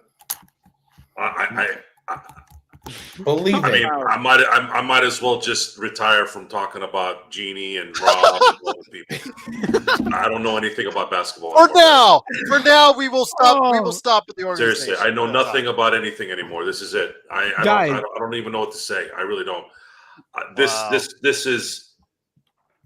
Yeah, I'm just happy that this happened while we were doing the show. I think that's really cool. This is going to go on the Yeah. in the record books here as while we were This will talking. be one of our this will be one of our best episodes. Yeah, I just I can't. Reserved for you boys. I can't wait to talk to everyone about this. I mean, wow. I expect he's gonna pull. No I lie. was gonna say, John, real quick. I was gonna say, John, he's just gonna pull random people off the street, ask them to roll their window down, and start talking Luka to Luka. Look, I expected like a pig to come flying through my window before we traded for Luka Doncic, y'all. That's crazy. Do y'all remember when we would talk about trade targets and I would keep saying like, wow, unless we go get a generational changing player like a Giannis or a Luka, I didn't fucking think it was gonna happen. Go ahead, John. That was AD. No, go ahead, Joe. Rodell, this is not about this year. They weren't going to win the title this year. This is about the future. We just got a superstar for the next 10 years. I can't understand some of the comments. Like, I can understand it maybe in isolation, but you've gotten the best young player in the league by an absolute mile, man. For AD, a player that went missing in a lot of fourth quarters and has done nothing since 2020, really. When you look at the squads we've had and the fact he's played with LeBron the whole time, mate, I said it in the chat, boys, I would have flown to LA to get this deal done. I'm sorry. And if it means that we don't win the chip this year, which we weren't going to anyway. We weren't winning it anyways. That's exactly right, Joe. Man, Luka Doncic is now a Laker. Wow. I can't. Luka is a Laker, man. You guys talk. When is he coming back? I want to see him. So today. Put him in a jersey now. The offense slightly changes now because, with all due respect, it's Luka's show now. It's not LeBron's. Yeah. Honestly, Nick is asking to check on Laker Tom. He might be dead, so I'm gonna have to do that. I'm gonna go and do that right now. That's not funny, by the way. Rest in peace, if you are. Come on, he's just asleep right now, right? Oh my goodness, guys! Hey, Joe. Okay, all right. Hold on. Here we go. Michael Heinrich from the Lakerholics. Anyone else stunned that we just traded 80 for Luka? L. Rob is mad. Michael is speechless. So, Tom, I'm going to ask Tom and Jamie if they're okay. Are they okay? So, yes, it is of course the Lakers fast break. Everyone in your life. That's a Laker fan. Dude, what in the world, guys? So I'm trying to piece myself together at this point. I'm gonna be honest with you. I need to do a video on this, but it's like I can't even get my ducks in a row right now. Like my head is everywhere. Like I gotta work tomorrow morning, John. It's like dude, 4 p.m. here. Nah, man, that's right. I'm taking the whole week off. Tell him fucking go Doctor certificate in shock about trade. Surely you can sort that out, man. I did not think it was real. I thought when they first put it up on the in the audience, I thought it was not real. None of us really did, man. Yeah, Chris said, "Give us a day to digest this." We were all like, "This, he's been hacked. He's been hacked." Like, the guy's never been hacked before. Oh my god! This is the opposite. This is the opposite of when Toronto thought they had Ohtani last year. There was this group on YouTube that has a Toronto Blue Jay page, and they were going nuts because one of the it was actually coming from Dodger Nation that Ohtani was going to be a Blue Jay. Morosi, who's a popular baseball expert, he had said Ohtani was on a plane to Toronto and everybody was going nuts. They were looking at airports. They were doing all this. And it's funny, too, because I wasn't paying attention to that stuff. Baseball is the worst. A lot of times it's the worst hot stove time because guys don't sign till freaking March sometimes, right before training camp. Like even Harper from Philly, he didn't sign till like late. I'm like, I'm not going to sit on the computer every freaking day for 4 months hoping for something to happen. But then, of course, I heard about the plane, and I'm like, who the hell believes this crap? And then not too long after that, he announced that he was going to be a Dodger. This is that, but it actually happened out of nowhere. Like, I don't even. Yeah, this came out of I nowhere. can't register it. I can't. This is just. I'm in shock. And again, Eduardo, like I said, according to Shams sources, this is something that Dallas brought to the table to the Lakers, and they've probably been working on it for some time. So yeah, this is just very you're rarely. right. I am 55 years old, guys. Very rarely does anything blow my mind or anything become surprising to me in this world. This has blown my mind, and I am surprised. You could do that meme with me because it is mind blowing indeed. I think a lot of people in the chat are mind blown. And we will need a day to process this, guys, as far as what this really means. Tomorrow's show as well. Don't forget, we'll be on the air definitely to talk about this. But again, Enrique, a lot of people still is already saying the season is done. Let's see what the Lakers do to get on top of this. As far as if they do add another big guy into the mix, maybe they're saying that it is not so done this season for them. And just I want to go back again to our chat. Our chat is actually what 60-40, 60 liking it, about 40% from what I'm seeing don't like the trade. yeah, there's a mix. There's a mix. There's a definite mix because I think they just don't. It's a Luka issue. They don't like Luka. Oh, And I understand that. well, they didn't like LeBron, Gerald. Now they're gonna find a reason not to like Luka. Up yours. Yeah. See you later. Bye bye. Well, and Roy, Chris has already alluded to it, boys. Do we give Yeah. Lucas serious talk like we would with Zion? I'm not putting them anywhere near the same level. Luka, for all his issues, I think he's a little bit more disciplined than Zion. Let's be honest, guys. I think they've been.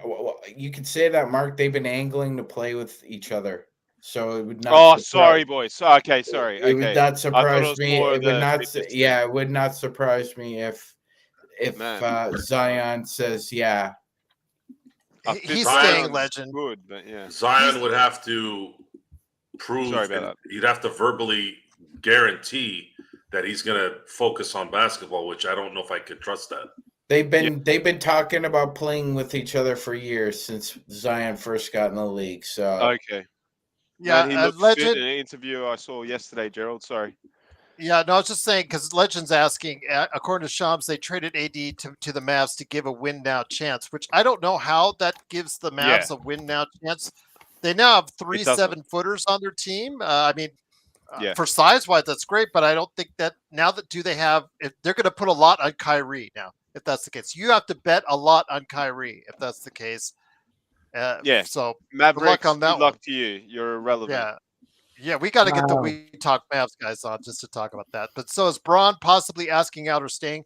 I think LeBron wants this. I think LeBron is happy about this. I think maybe him and AD may be, they're still maybe that time he knows that window's over. So create a new window. Well said. And maybe LeBron and Luka are the new window for the Lakers while LeBron is still playing at this level. I know our defense just got a whole lot worse. I understand that, but that's why if you're really all in, we're going to have to see another trade. We are going to have to see another trade this week that's going to bring the Lakers some defense and some size back that you lost with AD. Otherwise, like you said, Mark, this is going to be a trade for the future. Whatever happens this week will decide whether or not this is a trade for the future or not. So yeah, good point to you and Joe about that before. But man, Darren, I think they probably asked about Gafford. What is his contract? But let me see how that matches up. I'm going to go to the NBA trade right now. But yeah, come on, guys. Hey, guys, as well, let's just quickly touch on Gerald. For me, Kleber spreads the floor as a big man. Now, he's not, he's always not injured, though. Okay, fine. Kleber's a depth guy. He's nothing else. Yeah, that's right. But Lakers are going to make another trade. They're going to make another trade. Okay, but just say hypothetically, they will. You're right. We need a center now. They're gonna make another trade here. If 31 pick. I just by the way, Kyler Kelly went into the deal as well, I guess, or did he just get picked up because Kyler Kelly is now listed on the Dallas Mavericks roster? I don't know. When you go to NBA trade deadline, I didn't know they had the rights to Kyler Kelly. They signed him to two-way. No, Gerald, they signed him to two-way a couple of days ago. Oh, a couple of days ago. Okay. Okay, because he was playing earlier this week on the South Bay team. I thought, Well, we said somebody was going to sign him this year. Oh, there you go. Now they've got 4 7-footers on there. There you go. Absolutely. It's like that. You were talking about 2K. How do you win in 2K? Try to trade for all the 7-footers and play them out there. That's how I do it. Xbox. I put all at point guard 7-4. Point guard 7-4, shooting guard 7-5. That's what I do. I get all the 7-footers on the team. All a I bunch try to of trade Victor for them. Wembanyama's. What a There trade. you go. Absolutely. But yeah, absolutely. Right now, the Lakers again. A big trade today.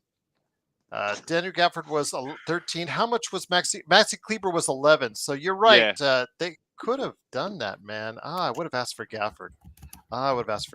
Personally, I don't mind if Maxi. Maybe they did. They just said injured. no. Yeah, you'd have to think. Yeah. But they're looking to trade him. And Gafford wouldn't be too bad. They're looking to trade him though.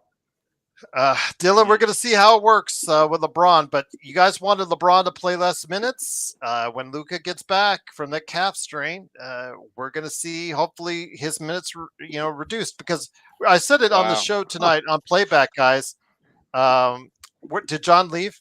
I didn't even see him. I was on another tab. Did he? Yeah. Okay. But I just will say this again. We said that AD, who had the third most amount of minutes, Austin and LeBron had played more, and LeBron at 40 playing the most minutes on the team is not a good sign. So maybe this will help reduce his minutes even by a little. But yeah, again, there still has to be more work left to be done if we want to go ahead and consider this season still a success. Well, hey, we'll be shorthanded against the Clippers, but who goddamn well cares? Maybe we won't be. Maybe something's coming up on Sunday. Well, you still have to pass a physical, and that takes Monday. takes about a day, Joe. Yeah, that's Monday. Hey, Jay, I hope you're okay, man. Rodell, I hate when you do shit like this. Yeah. He did not suck against Boston. Kyrie sucked against Boston. Go watch those games again. Stop talking. You drive me nuts over here with your non-seeing normal shit. Yeah. Come on. I'll just say this again. When you trade for a guy like Luka at 25 years old, this is for the now, but it's also for the future. The Lakers, AD is 32 and often injured. And then how frail he is. And LeBron is 40. LeBron is 40. The Lakers, as we just talked about earlier in the show, guys, they had the 2 most desirable first-round draft picks. Why? Because there was a future without LeBron and AD. Well, now we don't. We have at least a future with Luka. We have at least a chance going forward with Luka. And I don't know why you guys see that as a bad thing, to have at least a chance in the future going forward. This team, as we had often tell you, in its current makeup, was not going to win us a championship. It was not going to, no matter who you put around it. And right now, trading AD is something that Stone said for years and something I said in recent months. Joe started even going on that train. These guys have all been saying it on the train that maybe we should look at that AD in the offseason, looking at maybe moving his contract, talking to OKC or other teams on it as far as seeing if you could do a rebuild there. But the Lakers being offered this deal obviously changes things entirely. But yeah, this is something that came out of left field and absolutely is probably the stunner for this entire NBA season. And wow, what a big one indeed. But we were live for it. We truly appreciate it. Still a big crowd tonight. If you are new to the channel, please like and subscribe. It really helps out the channel and helps get into where the big boys at, because we are the best Lakers podcast that's out there. It is the Lakers Fast Break. It is the Magic Man, Sean Grice. It is Mark, a.k.a. Xbox, and Joe Soro, the very quiet Joe Soro. It's stunned silence, indeed. You guys all want to know what, because everybody Joe Soro. Because everybody was ready to ship out. We're not watching any of this crap after LeBron leaves, because there's no evidence that this team was on a trajectory other than to the pits. Yeah. Or you're waiting for LeBron to leave to watch again. But Oh, fuck them people. Yeah, fine. They Lakers they fans left. and They recess. let. Oh, Yeah, I you're not can't fans. root for the Lakers because LeBron's on them now, and I can't Yeah. root for the Lakers. Ho- Excuse me, Gerald. I can't root for the Lakers now because Luke is on them. Well, why don't you Yeah. wait for Haley's goddamn comment then? No, you're a Laker for life, and you follow whatever's going on. But Exactly. yeah, Let me go ahead and get to some of the comments that are out there. Anthony Davis is waiving his trade kicker, according to sources to Chris Haynes. That means he must be wanting to get out of LA himself. Alan, this February trade. 1. Look at that! Look at that date. February 1 again. Hey, look at it! Yes, Look at just it! like us all. Just like Feb us 1, all. let's go! 17 years to the day. Hey, oh, Joe, you don't like tats? Tattoo Dude, I'm that never shit gonna. somewhere. February 1 will be forever. I'm putting that on my tombstone. That's better than a tat. Oh yeah, I- Feb 1. That's my favorite day ever. Even for the people that out there that don't like this trade, there's a Wow. lot of people in the Look at chat that. that don't like this trade. I'll just say this: the Lakers, they go star hunting. They always go star hunting, and they will always go star hunting. So they need something to go ahead and have jersey sales or ticket sales or whatever when LeBron and AD would have left. So what could you do? You have to go and get a superstar in this place. The Lakers wanted to go ahead and be proactive when they were offered this because and Gerald, we also have to remember something now. Because he's been traded, he's no longer Supermax eligible. Wow. it's still going to be very costly. It's going to be a very costly. Gerald, it's going to be contract. Gerald. I know you're ER and you got to rain on the parade, but Still talking a $60 to $70 million per year contract. Sure, but he doesn't get the Supermax. The Lakers save a little bit of money here to build around that. Dallas does Dallas retire Luka's number? That's up to them. Oh man, go for it. If he wins a title with No the one cares Lakers and about not with the Mavs, there's no way they retire his number. They have to retire. He's going to be a Hall of Famer. Yeah, hey Yeah, boys, we need to remember AD and LeBron are the best of mates. LeBron wanted this, boys. So for all this negativity and all this, are we backing LeBron? Are we not? I'm a bit confused about some of the outtakes in the chat. For me, AD, I've been calling for weeks, Gerald. You know that.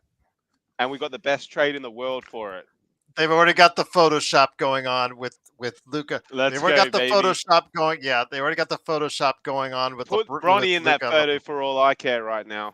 Oh my God! Don't say that. Bite your tongue. Yeah, sir. I bad. know. Bite your tongue, sir. I'm sorry. I don't buy that for a second. The Nets are about to hang up Vince Carter's jersey. Are the Raptors hanging up Vince Carter's jersey, Joe? They should. Joe. Yeah. No. They did- Hold on, Gerald. You said when I came back, I stuck my hand on the Mamba Mentality book, and I swore an oath to Gerald Glassford and the Lakers Fast Break community. Well, now you're gonna get it, Sorrow, because Gerald. No, I was just asking. Didn't Now you're gonna get it Well, didn't Vince Carter get his jersey retired the other day? by the Nets. Okay, I just wanted to make sure. And clarified. Raptors Go ahead, Sean. earlier in the year. Yeah. I Sorry, asked Sean, you. I didn't know. My No, bad. that's okay. I asked you a question, Sorrow. What did you ask me? I Doobie. said, I don't buy necessarily that they're gonna hang up his jersey. Why? I just got through telling you. I don't Get pay the attention wax to that. out of your ears. Why wouldn't Toronto The- retire the- Air what- Canada? Wait, but see, here we go again, ladies and gentlemen. This man isn't a lawyer, but he talks like one. He talks like one. I asked Let's you a keep it question. real. Have the Raptors retired Vince Carter's number? Yes or no? No. Then But they there's will. no get. See? Here we go again. Pretending this guy loves to pretend to be a lawyer. Hey, like, okay, You know what I this think stuff about ain't line lawyers, up. Joe? Can you guys see me? Yeah. Hey, this starting Yeah, lineup can here, you disappear? I'd put Vando in there. Could you see Vando in that lineup there, boys? No, I don't want to see Vando. Jackson Well Hayes in the said. starting lineup. Oh God. I'll just move on now. Nah, but hey, come on. I don't even care, man. I just don't care anymore. Honestly, Look, man, I you was could ask overseeing me. AD. You could ask me what 1+1 is right now, Yeah, and I'm not going to know the answer. I'm not. My brain is not working right now. And I know what Sean's doing. He's purposely asking me basic questions, knowing that I can't answer them right now because I don't care. I can't believe this happened. I'm in shock. I can't register it. Yeah. This is it. I can't even.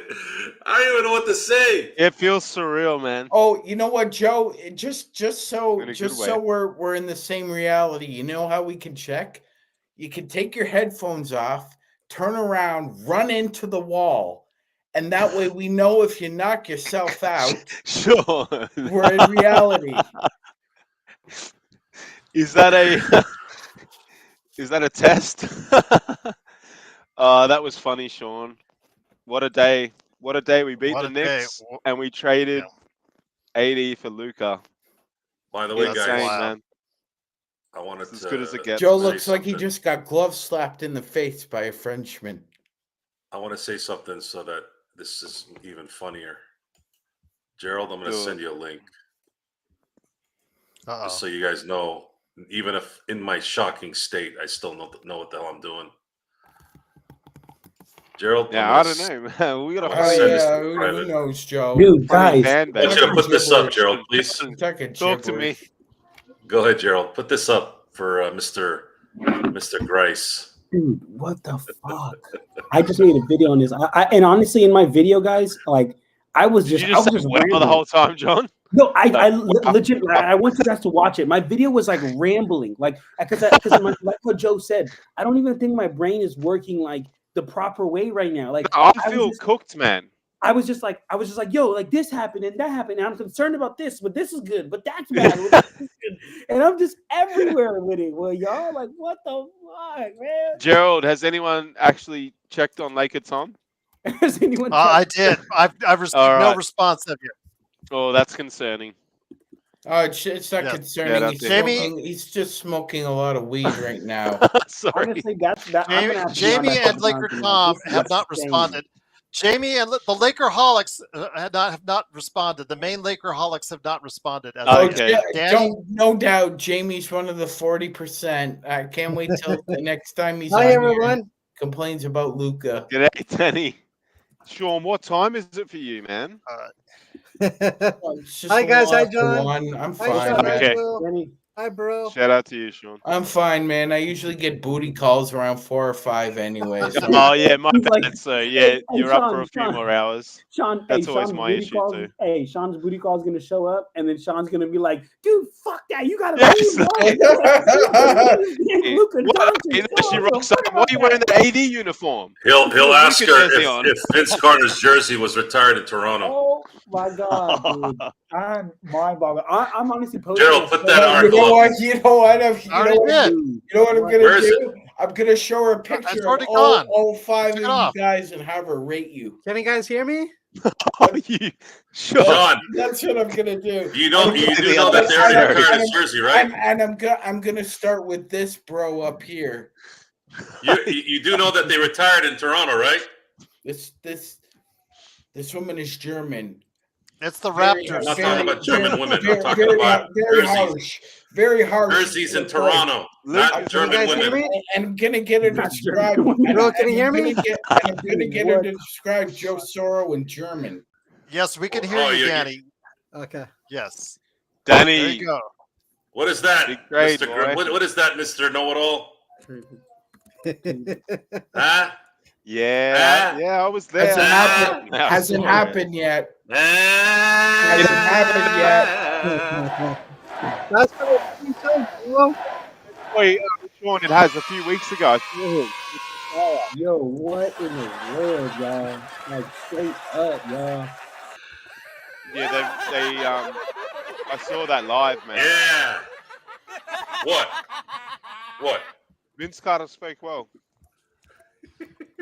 Sean, you'll get your revenge. Just plot your revenge There'll carefully. be time. Oh, you know, Think Klingon. The best dish. What is it? What's the Klingon proverb? revenge is a dish best Ah. served cold. No, no, Sean. Come My on, you heart should is know going this. Crazy, man. Revenge Oh, is like served serving in cold cuts. Yeah, yes. It's a cold cut. Gerald cold cut. talked about cold the cut. Klingon one. Y'all, what Ah. what is going Oh, on? John, here? I can't get over There's it, bro. nothing anyone I've can got to go tell to me. sleep. The show- 8 Lakers hours. got Luka 8 hours. Doncic. Can't do it. This show might be like a 12-hour show Eat it. tonight. Yeah, This man, I'm might not leaving. Gerald, I'm not don't leaving leave tonight. ever until there's another trade for a center. It's Well, coming. boys, we're going 5 days here. They're not going to go into the playoffs with Jets and Dude, A's. I ain't gonna lie, guys. We should just stream until the entire trade deadline. Yeah, boy, if you want to see my face for 7 days, just watch this stream. I'm not going anywhere. I can't even move, man. I can't, bro. I need to move like 4 hours ago. I need to go to the toilet. Alan, That's the all trade is forgotten. confirmed. Toilet's Yes, done. Alan, the trade is confirmed. Danny, we'll get your thoughts real quick. Do you like the trade or not like the trade?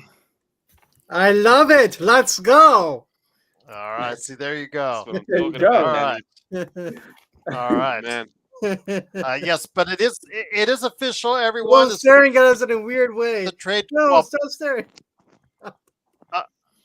pending any medical exams or anything like that that comes out of it. Again, according to Shams Charania, the Lakers have received Luka Doncic in a trade along with Maxi Kleber and Markieff Morris to the Mavericks. AD Anthony Davis is no longer. He goes to Dallas along with Max Christie and a 2020 Jazz get Jalen Hood-Schifino and his expiring contract along with 2 seconds, one for the Lakers, which they own the Clippers. And then also the Mavs sent them one as well. So there you have it. Luka is a Laker. And I think that's really a shocker upon all shockers, but we were glad to do it live. It happened. We couldn't believe it. I thought it was fake. I thought it was something. Yeah, we all thought it was fake. We all thought it was hacked, I didn't. Sorry. but it's absolutely real. Absolutely So there you go. Alan, real, you man.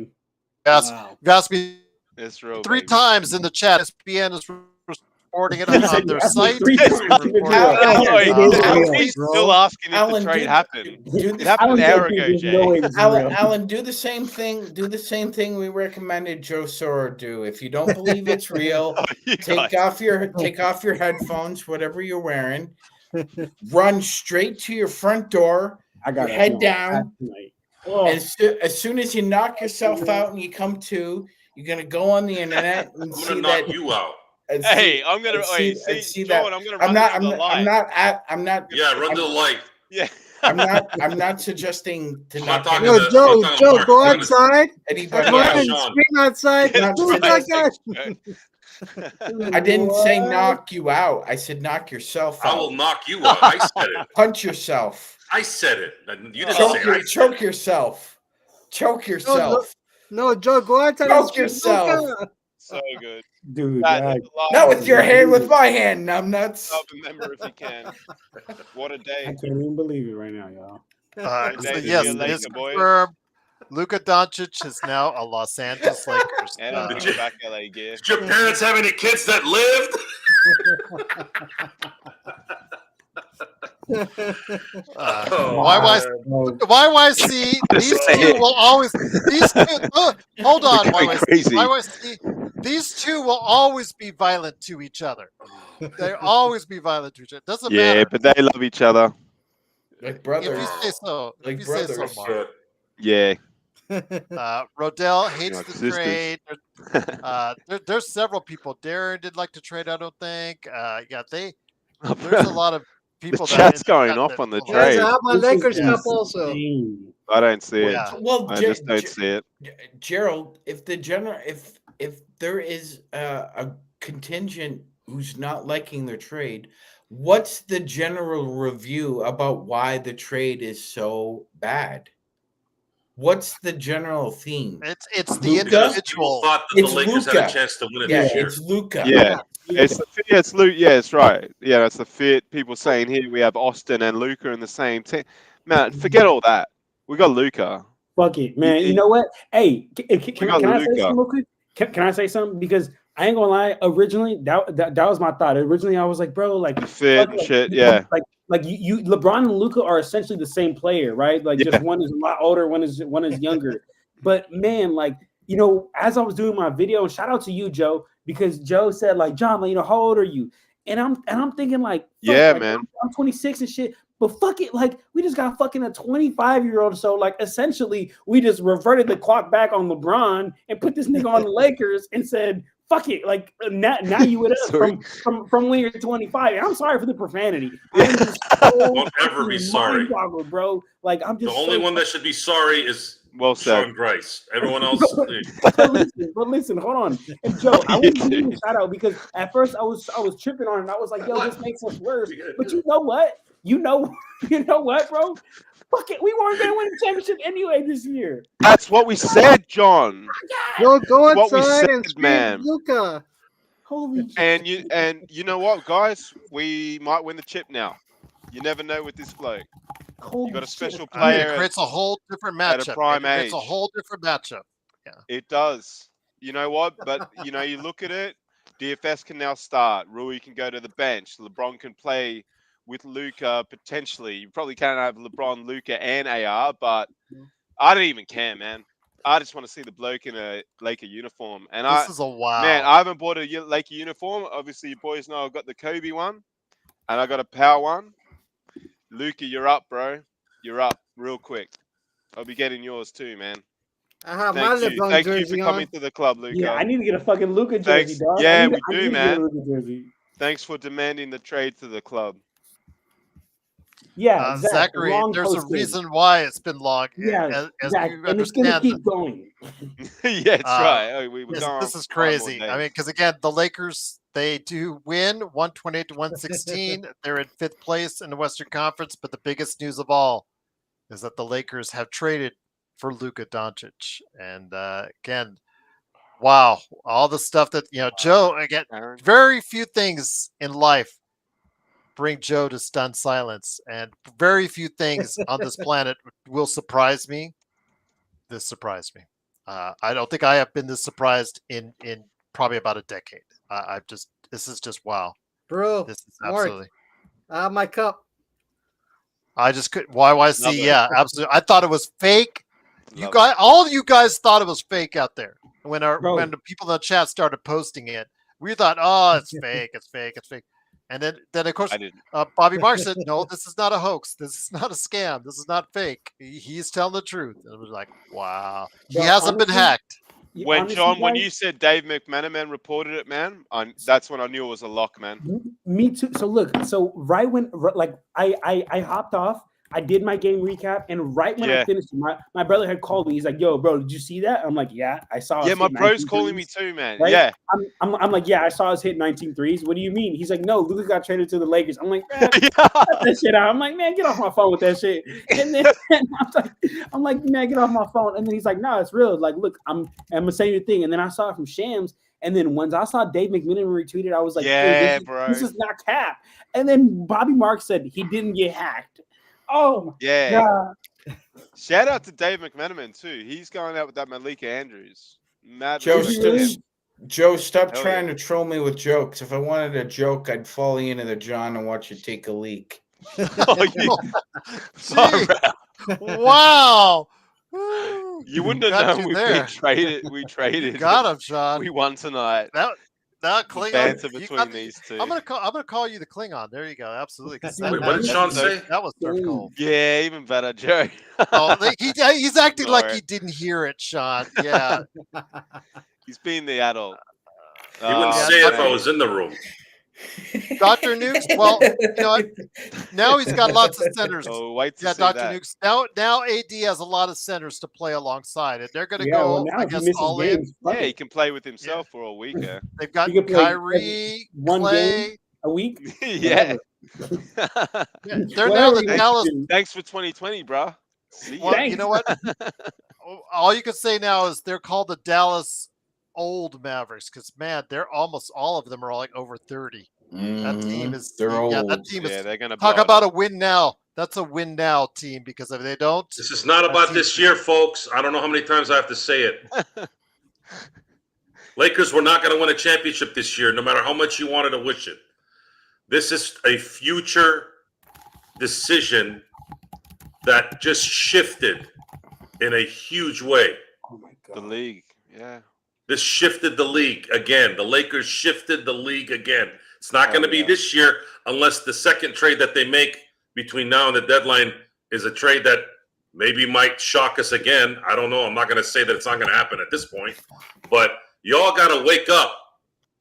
Seriously. And the fact that Rodell compared this to the Westbrook trade, supporting the Westbrook trade versus being in complete shock of a Luka Doncic trade at 25 years old are two different things. If you can't identify those two things, you don't belong talking basketball. Mhm. A Well professional gambler doesn't get every bet right. Okay? No one is 100%.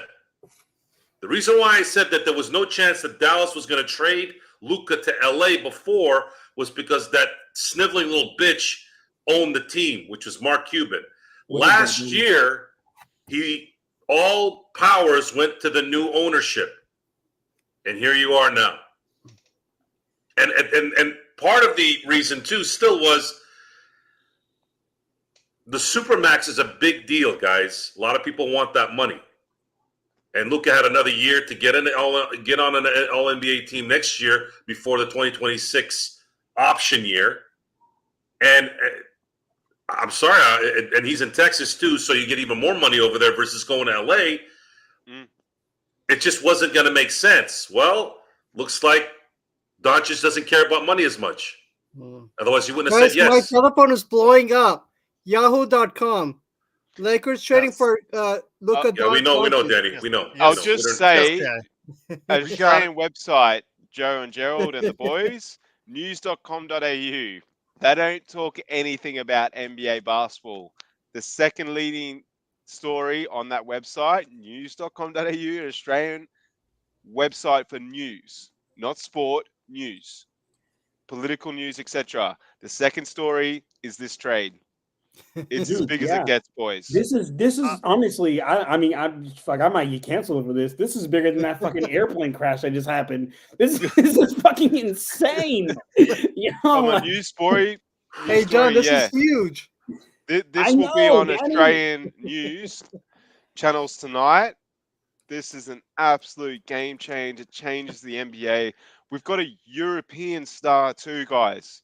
It's a Dude, little bit different to what we've had in the past. This guy's not just big in America, and LeBron's big everywhere, but this guy is an international superstar of the highest order, man. Somebody is right now working overtime at the printing press to get those Luka jerseys out as fast as possible. Yeah, they I'm just are. going to say that right now.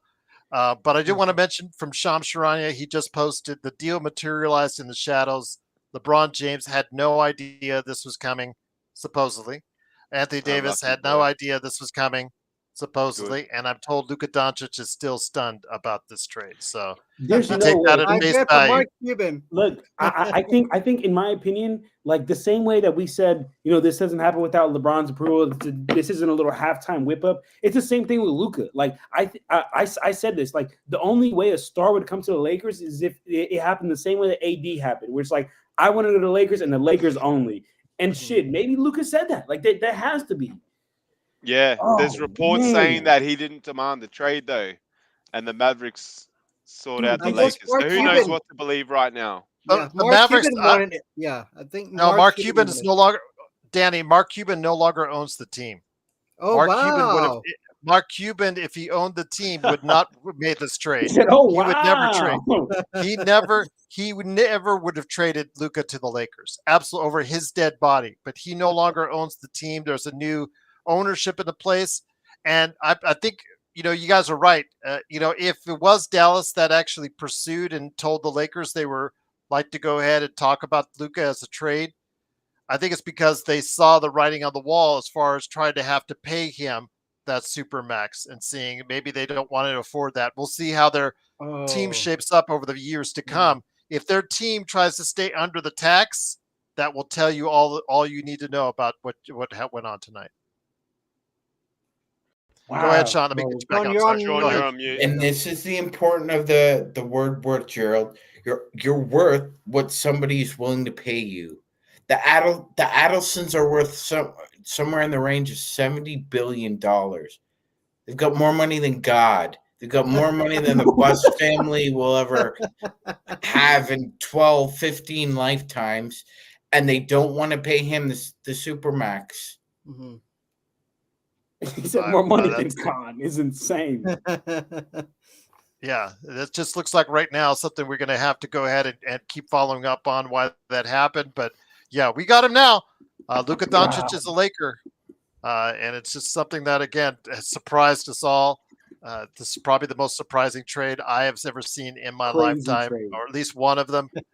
Because yeah, this Big game time, really came John. out of left field. Insane. Shout out Davo. He's in the Lakers corner. YouTube So live stream. That's right there. this He doesn't said crazy trade. Fuck. This nullifies the Russell Westbrook trade drill. What when Natalia, if the Michael Mavs Westbrook know was Luka, no good, Sean. well, let me just say this. It nullifies the Russell Westbrook trade. Well, let me just say this, Natalia. If Luka does a physical and the Lakers see something that is a chronic and something that the Mavs weren't, letting the Lakers know about, then that's another story. Fuck Then, it. but yeah, I just think that at this point in time, it's a lot of this about money. At the end of the day, it is always about money. It's And I always think that, about like, money. yeah, they probably did not want to attach the Supermax to Luka at some point in time down the line. But Who's again, playing? could be wrong on that. But in the weeks and months to come, we'll find They're out worried exactly about his what went on. conditioning too. Shout out Davo. Yeah. Davo in the chat. Well, that's said, every year, Joe. That's every year. Davo in the chat said, "Who's playing more off ball, Luka or LeBron?" I think LeBron is going to have to be a little bit more off ball. This is going to become the Luka show. He's like one of those players where if you don't have him on the ball, like there isn't much that he's bringing to the table. Luka can shoot from anywhere at any time. That's definitely going to be Luka. Hey, John. Yes, but If hold on, Luka comes hold over, on, real quick, Danny. Give me 1 sec.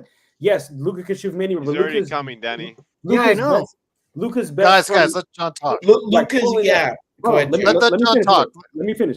What I'm saying is, yes, Luka can shoot from anywhere, which is great for him off ball. But Luka is best at when he has the ball, when he's orchestrating, and when he's shooting those step backs, when he's shooting those wild ass one-legged shots. Like, yes, he's good. He's a good shooter, but he's not a great spot-up shooter. He's good at when he's creating and shooting off the dribble, man. Dude, 100%, John, and like that's the point. This is the whole point of this. He's not a catch and shoot player. Luka is not a catch and shoot player. That is not his game. And by the way, his unstoppable move is the dribble drive step back three that he can make. So LeBron's going to have to live with the fact that in this world and in this reality, he's going to have to play a lot off the ball. Matching logo threes. Oh, Luka, did you just try a logo three? I got to try a logo three. Can't wait for that too. Bro, I can't wait. It's Can't wait till the audience That's sees fine, something man. about But that. now, Gerald, the offense slightly changes a little bit because you have It does. instead of overnight having like one peer facilitator, now you have three. straight Yeah, up. You Yeah, got don't you LeBron, like the Austin fact, Sean, Reeves, that he can and focus Luka. on that LeBron can focus It's on like the that wishbone version of the NBA. scoring. Man, Yeah, he doesn't need to score anymore. Yeah, if he doesn't, Yeah, or well, he doesn't need to set up plays too. So you can look at a few different ways, man. It's an unreal trade and what it's going to do to the team. As we keep saying, boys, might not be for this season, but you never know with Luka. you It's Hey, never guys, know. one You more never know. trade. Luka Kyrie Magic. Irving. He's gonna need that. He's gonna need that pairing to run that high pick and roll with, because I mean he's Yeah. always been successful Well, with that. yeah, So we've got to make we're that gonna- trade. so that's why I'm happy we still have that first round pick Yeah. to be able to try to make some shake in these next 5 days. But I mean, John. like how Joe and everybody on the panel just said, like even if we don't, like, you know what? Fuck it. We weren't gonna win this season anyway, y'all. Like, let's lock in on this young star that we got. And now tell me how much more desirable it is for a big man in free agency down the line to come to LA when you got fucking Luka as your point guard, bro. That's so much more desirable, dog. Hell yeah. Hey, John, we What's need to up, make man? one more trade.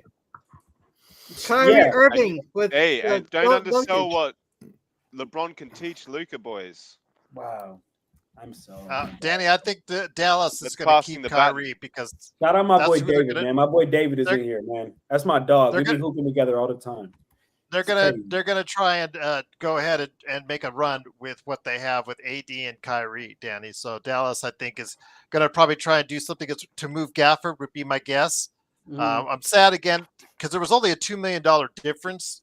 Why that the Lakers couldn't do a little bit more to get Gafford? I think that would have been a much better deal than getting Kleber.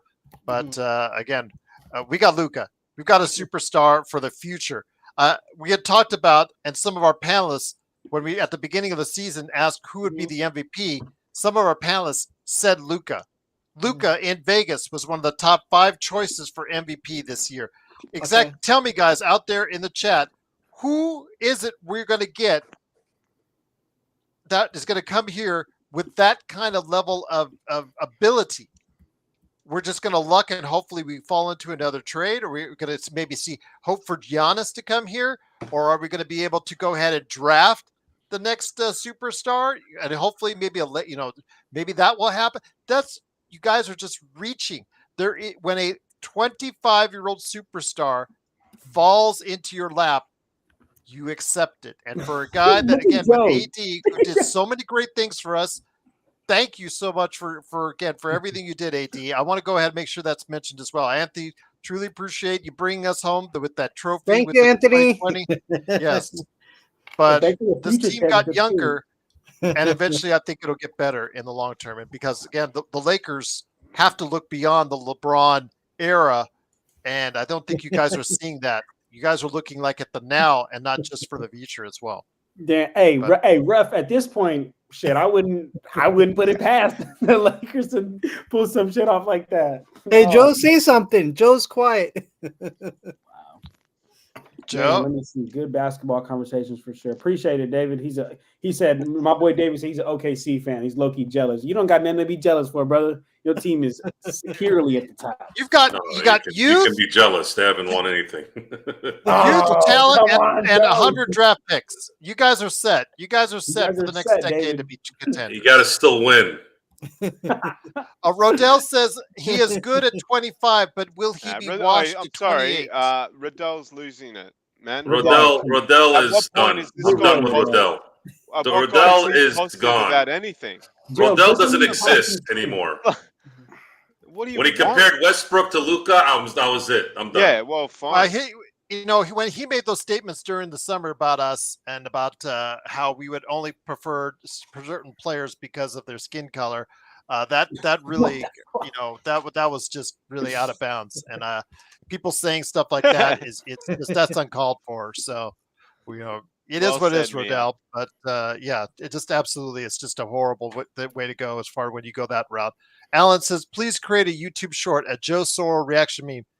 It wouldn't be a great reaction meme, Alan, because it's just Joe and He just stood there like a hot dog when he heard Luka got traded to the Lakers. Yeah, you're gonna get a hot dog up your, what? So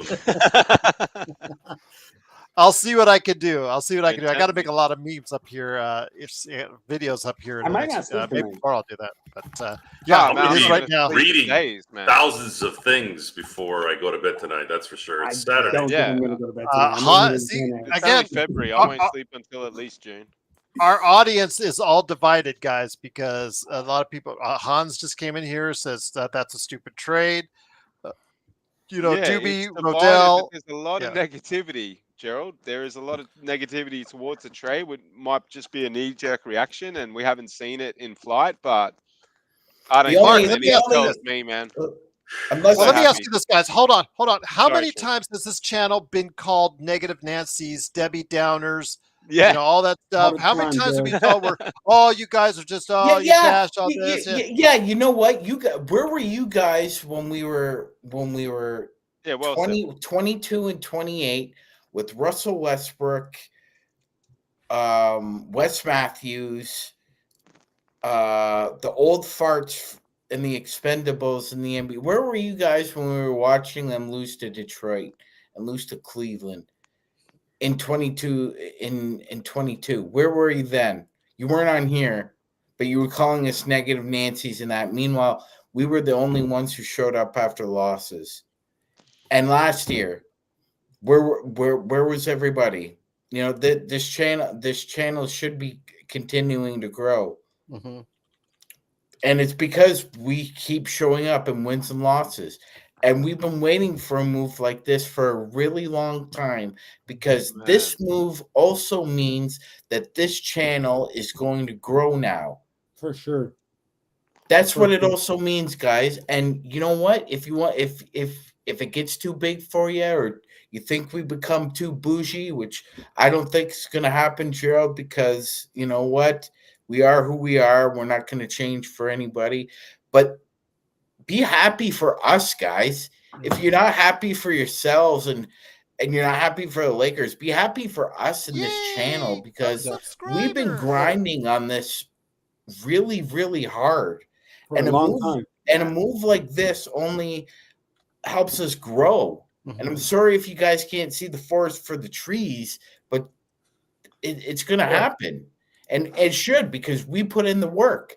We were here when they were taking L's. You guys weren't. While we appreciate you showing up and being on the wagon now, just remember we were on it when it was bumpy as fuck. Ryan Kelly type days, Robbie Sacre type days, yes, laying down on the bench type days, because we ain't got enough players to fill the bench type days. Yes, we all remember Chris Kaman laying out on the bench. Yes, and we're along. Shout out to you, man. Sean. Look, hey, you all want pats on the back? Well, maybe this time, Joe. I know you don't love giving pats on the back. Let me. That point boy Sean. Where's the clap? There. Yeah. Hey, Jason Garrett. I'm gonna answer our boy. Your thoughts are a lot like turds, Joe. They should just be flushed. And now back to reality. Real John, quick, well said, Sean. Well said. Go ahead, John. Yeah. I was just gonna answer my boy David's question, who I appreciate him for subscribing here to the channel. But he asked about some JJ rotations real quick. I just want to answer. I don't know if y'all want to get into that, but or how we feel about JJ so far. I think Mark said it best earlier. You know, he's made some young mistakes for, first-time rookie head coach. He's got a lot of pressure with 40-year-old LeBron James, Bronny, and then on top of all that, just the Lakers period, and then his first time being a head coach. But I think that essentially, like, he has a good connection with his players, understands X's and O's pretty well. He just needs to figure out his rotations. But Joe has been saying it best all year. He has dual knives to work with. He doesn't have too much to work with. So I just wanted to get answer my boy David's question, because I appreciate him being here. But go ahead, Gerald, if you want to share that, whatever you got there. I just wanted to show up there again. Very good by both you and Magic Man. Truly appreciate your comments out there. I'm just trying to show everybody on the screen here what they have as far as assets, what they have as far as their players are concerned, and everything as far as their starting five as what's projected out right now. And then, of course, the note, please, they can trade their 2031 first. I think that's the most important thing that we still have. If you're talking about the Lakers still being able to move for big men, I know that the first thing a lot of people are talking about is the defense being an issue. And I understand right now with Luka and LeBron, the same team. Yes, absolutely. But this team was a terrible defensive team to start off with before the night started.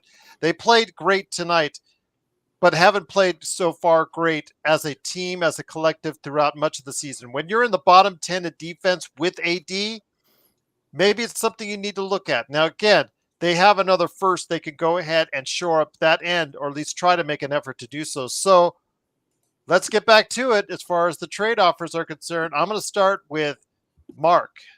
Mark, seeing what you have now, seeing what I'm going to bring it back on the screen as far as the assets they have, which is like almost nothing, but they do have that 1 second and 1 first that they can trade.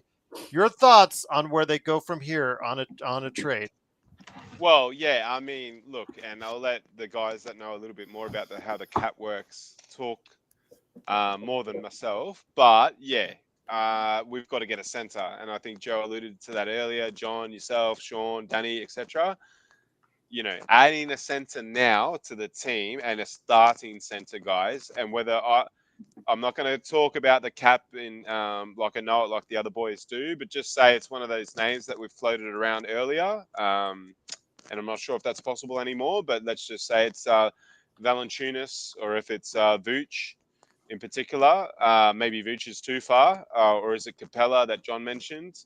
Mm-hmm. Dude, everything's a positive for me right now. Obviously, we got to get Jackson Hayes to the bench. If that happens and we get a center that's much more serviceable than him, and he can come on and give us those bench minutes with Vando. Yeah, I like everyone's saying we're not competitive now.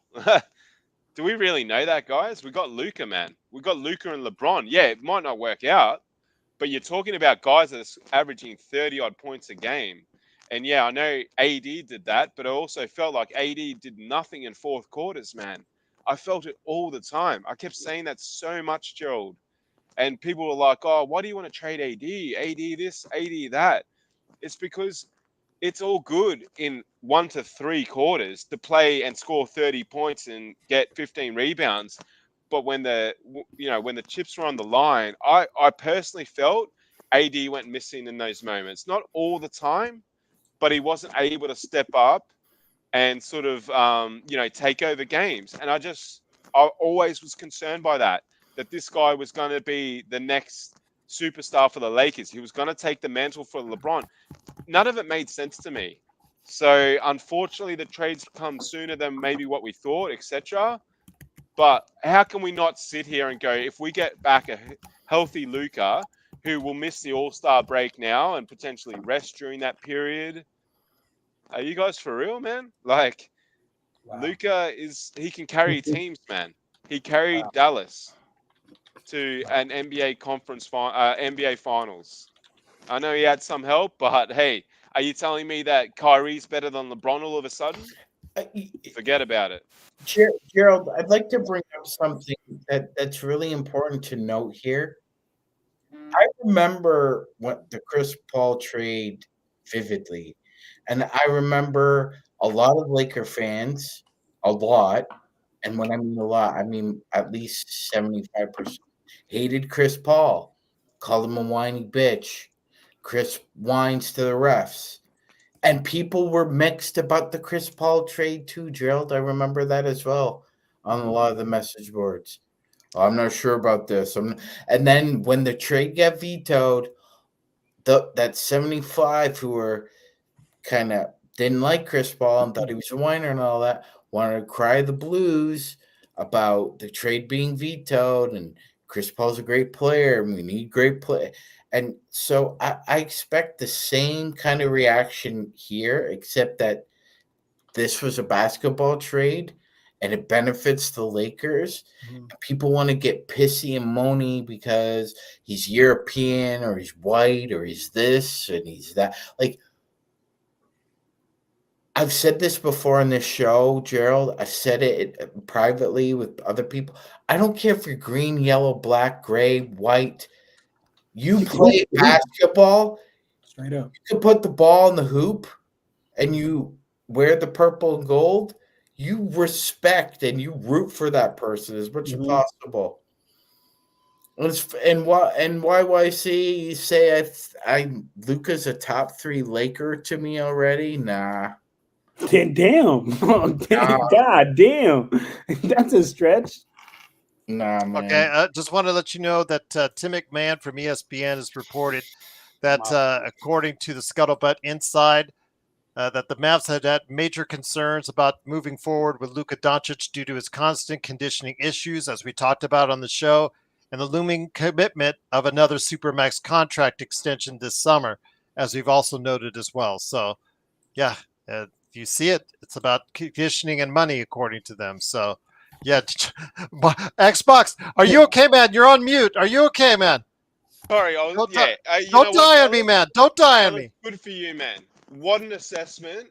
of a superstar player. What a call from a club that's won one chip in 400 years. And you had Dirk, who was he's the best European player ever to play in the NBA. And you're making a call on Luka like that. And when you got him for a 3rd round draft pick too. Dallas, you're now on the same level as Boston and Golden State. I hate you. Thanks for trading Luka. You're going to talk about Luka like that? He's our boy now. We're backing him, man. What a call on Luka Doncic. Thank you for making that assessment, whoever's making calls on their club. Because that's a ridiculous comment. Joe, I had to put down the Lakers trophy with LeBron and AD officially for good. I had to retire that. I put up LeBron the Christmas background for now. Is it like Christmas for you today with Luka coming to the Lakers?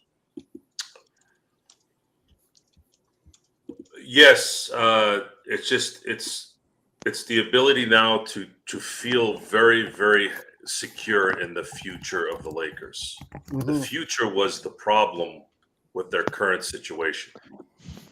We didn't know, okay, if LeBron retires at the end of the year, we knew he wouldn't retire at the end of the year because we knew his ego and his love for himself was just too great for him not to do a farewell tour. So we knew that they weren't going to compete this year for a championship. And then what made it worse is we would have had to have waited another year of non-title contending games. And I mean, I know years go by quick now, but geez, we would have to wait until 2026 to really get an idea what this team was going to do. Not anymore. February 1st, 2025, the Lakers just changed their destiny. Their destiny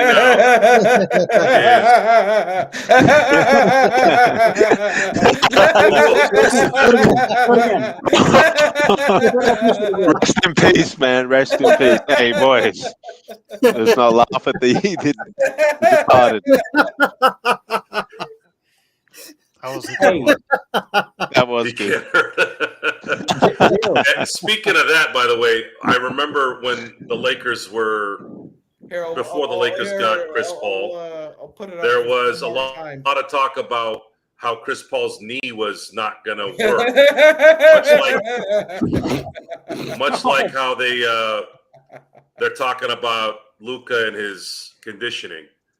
So this isn't the first time you hear negativity because people are naturally negative because they're stupid, and they'll at this point not really understanding what's at stake here and what really happened here. I don't think people really understand how good Luka Doncic is, and I have full faith that he's going to stay in shape, be good, and the Lakers have a future now that they can build on.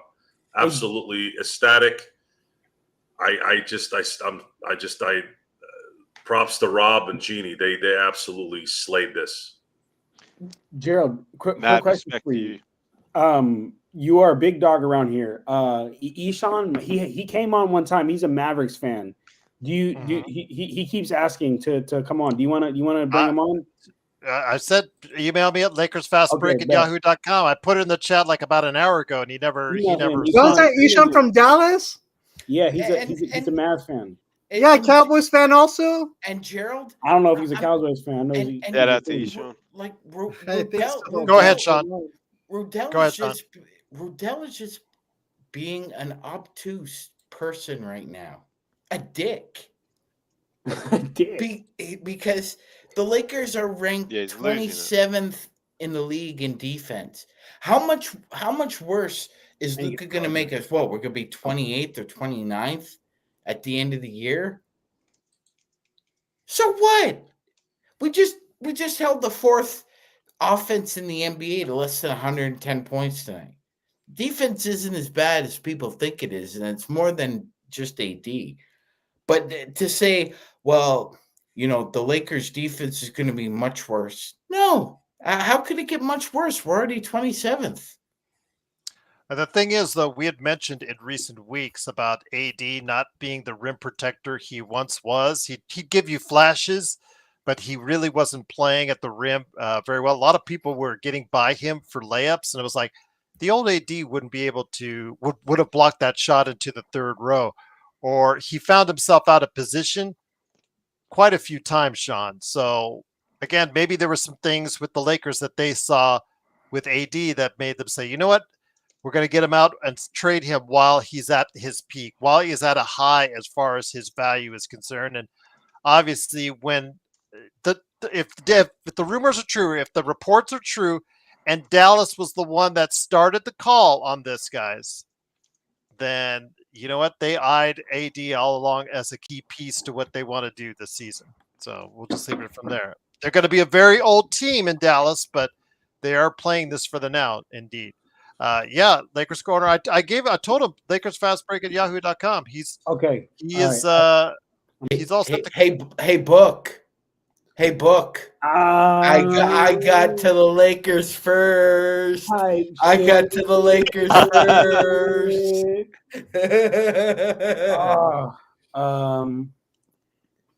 Wow, I'm just so everywhere. Just oh man. Ishan, I'm trying to get it, Ishan. So Gerald, JJ, so Luka has a history with JJ and DFS. Mm-hmm. Mm-hmm. I don't think it'll take that long, honestly. Especially with LeBron in the mix. I don't think it'll take long. It didn't take it didn't take Kobe and Powell long. But they need to add another piece. Otherwise, this isn't going to work for this season. So, and that's the case for LeBron. It has to be about something this season for LeBron because he's not getting any younger. We talked about 25-year-old Luka, but we still have to talk about 40-year-old LeBron. And if you're going to get anything out of him, and because he's still playing at a high level, you have to go ahead and get somebody for the pick and roll, somebody that maybe can stretch it out, maybe another shooter, or at least get, like I said, big guy for the size because they're still getting killed on the inside. They're still getting killed on the offensive rebounds with or without AD. They're one of the worst offensive rebounding teams in the NBA. One of the worst rebounding teams in the NBA, period, even with AD. And that, again, you just traded away your best rebounder away. So hopefully the Lakers will, by Tuesday or by the end of the trade deadline, be able to work that out with some frontline help because that's what they really need at this point now. Maybe not. We'll see. I don't want to trade Connect or Reeves for pennies on the dollar for maybe 2 or 3 months of a big Gerald. I think that. What else, Joe? I think. He's still in sun silence. Maybe he's got all religious on us and he's praying right now. Because you got Luka Doncic and you didn't have to give up Austin Reeves or Dalton Connect. I don't think we're gonna get that lucky with another trade. Man, no, that'll be a thing that we're gonna have to gauge in the coming days, and we'll see. Why Steve Fox just switched his preferred location? He wants the Lakers now. I don't know. I'll get him too. Okay, I'll see if he's got it right there. Let me go ahead. There it is. Man, dude, this is crazy. I'm gonna be honest. I think I know Isham because I think he lives in West LA. No, he lives out here in the Bay Area. But hold on. But hold on. I've never done a drug like crack, but I would think this is how it makes you feel, right? Like I'm everywhere right now, dog. It's crazy, dude.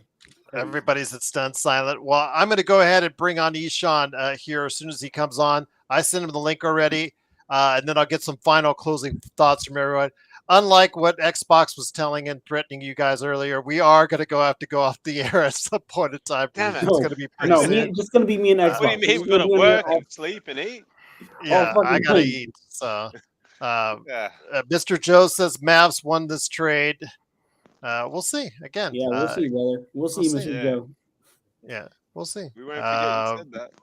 Man, I think that'll be a good way to go out. Get Ishan's thoughts on because he's a Mavs guy. Kurt's asking, is this the same neighbor who talked about the bubble championship?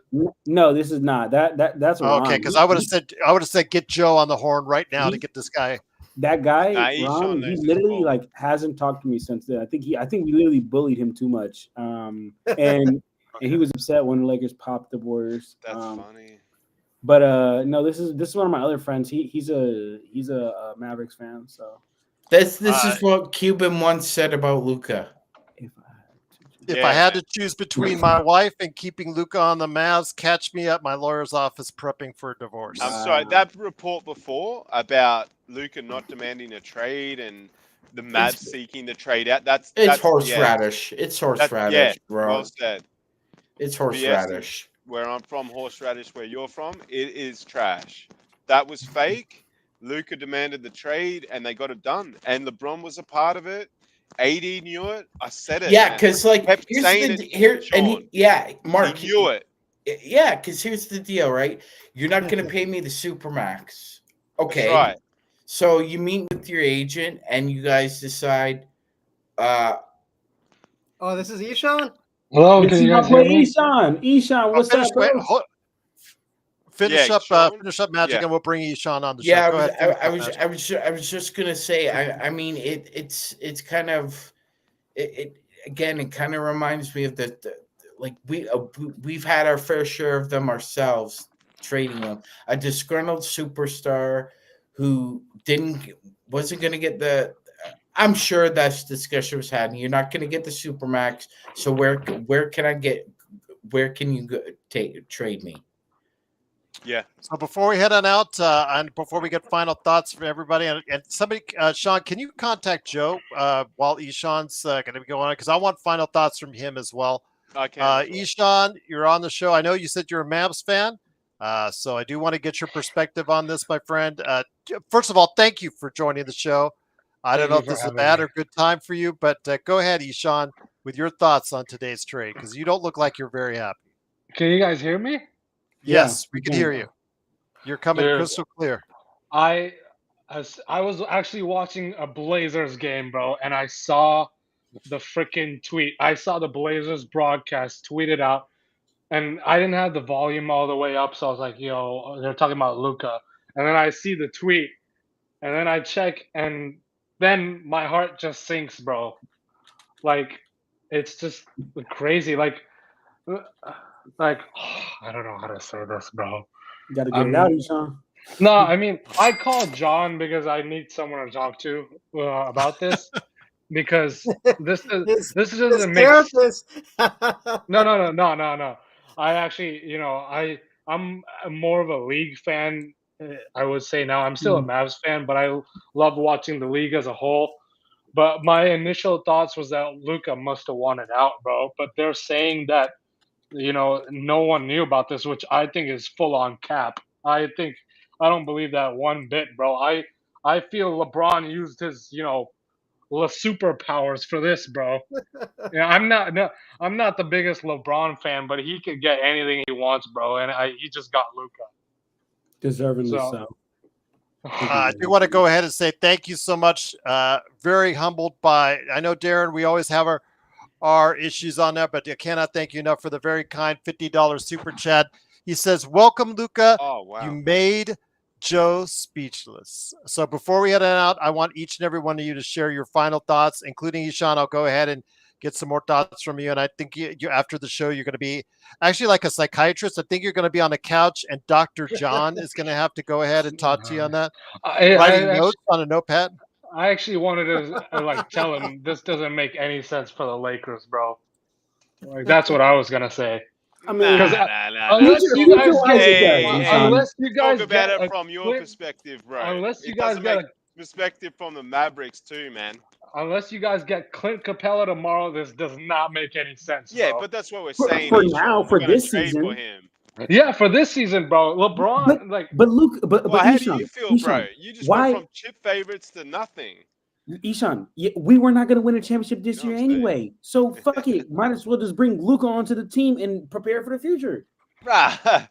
Eshaun, you're worrying about our perspective. What do you think about it from the Mavericks perspective, man? That's dude, Kyrie, no, they ain't doing shit either, bro. If anything, my take on when the season started, you can ask John. I still might be delusional, but this opens up their chances even more now, bro. You know what, John? You know what My I'm talking man. about, bro? Wait. No, Say it you again. don't know. No, You say it know, again. the thing I told you earlier on in the season. This just helps them out even more, bro. You did You know, you did say you did say you were like Luke was gonna get traded or some dumb or some crazy shit like that. And I was no, like, hell no. no, Say dumb, bro, not no, crazy. bro. What was the first thing I told you Insane. when the season started? I don't Who, you have to who remind did me. who did I think was gonna make a run this season? Lakers? Lakers. No, bro. Remember the I whole don't remember. Tell me. We don't the care if it's when the the team Lakers. started 12-3, right? They made the finals every year. So who? The Warriors, Oh, you bro. thought the Warriors? Oh yeah. You were saying that. You were saying that. You thought the Warriors were gonna Bro, be hella good. if Luka stays injured, this helps the Warriors out even more, bro. They don't have to deal with the Lakers. And I was seeing they might get Zach LaVine and Vooch, which would be good for them. So yeah, I don't know. Wait, nah, I'm not talking about Warriors tonight, Eshawn. Forget Okay, them, yeah, that's bro. fine. we got Luca, bro. I'm Curry So, all day now, bro. He's I'm not. struggling. We're all in shock, including so Eshawn. before we head on out, I'm going to go ahead and get the thoughts of everyone. I'll start off with Danny first. Danny, thank you again for being part of our playback.tv/Lakers live fast break coverage of the game earlier. That, by the way, the Lakers did play a game and they did win tonight at MSG. But Danny, any thoughts on the big day for the Lakers before we head on out? Congrats to Luca. Let's go. Welcome to the Lakers. There you go, Danny. Very well said. Absolutely, indeed. Also here today, again, wishing a best thoughts. He's going to have a lot to say on his channels. Please subscribe not only to us here at the Lakers Fast Break, but also Lakers Live with Zach. Big shout out to him. And, of course, the man behind those great channels, Lakers Corner and Clutch Talk. It is John Costa. John, all of our minds were just blown about an hour ago. Actually, hour and a half ago. Eshawn, good luck. Yes. Dude, the worst part about this trade is that they only got one first-round pick, bro. That's the worst part about this trade. Yeah. So, and the best part had for one us more is they we could have still given got up. another one. And the best part, but let me give my final thoughts here because to respect Gerald. We're a 3-hour stream here, baby. This is some top tier content. Look, Rodell said they won't win anything next year either. This is a lateral move. Riddell, what the gives a shit what Waddell says? Yeah, Riddell, honestly, Riddell, I think He's you done. might have did some real hallucinogen drugs tonight. You're right. We're not going to win this year. We're probably not going to win next year. It's depending on who we get for that big to pair with Luka. But what you're failing to realize is that we just got rid of an older player in Anthony Davis and brought in a younger player in Luka Doncic, who's a generationally great talent that now we are setting ourselves up for 2, 3, 4, 5 years down the line, whatever, because we're going to be better for longer. We're going to have this guy to build off of. And again, who doesn't want to play with Luka? Everybody wants to play with Luka. You can come make the most money of your career playing in LA. You can come play for a fun team like the Lakers, and you can play with Luka, and you can win. Come on, man. This is my final thoughts. Become a Lakers fan, man. Come on. No, I am not hopping on the bandwagon. This is my final thoughts right here. Look, and credit to Joe for this because I think Joe said it. Look, Anthony Davis, thank you for helping us win one championship, but even more, thank you for helping us win multiple championships years down the line. Want to go ahead and bring it into Eshawn now. Eshawn, your thoughts? Again, I know you had a little bit of time to think about it, but your thoughts, my friend? I hope LeBron doesn't win a ring again. That's just me, bro. God, stop it, Eshawn. That's good. That's good. I hope Luka gets his ring. I hope he doesn't get it with LeBron, though. That's my only pick, bro. That's a damn hater. My man. Mark, Xbox, you've been here for a great part of what we've been through today. The game at the MSG, doing so Eshawn, well. don't get mad. Come on, man. You've been awesome mod for us now for quite some time, and I'm truly grateful. I told you to come on the show for a reason, Xbox. Hey, you did. I was now you hesitant. It's Sunday Arvo here, and I was thinking of chilling out a bit. There's obviously a lot of appeal for me to walk outside and go to the beach, but I've stayed in with you boys, and what a night or what an afternoon for me.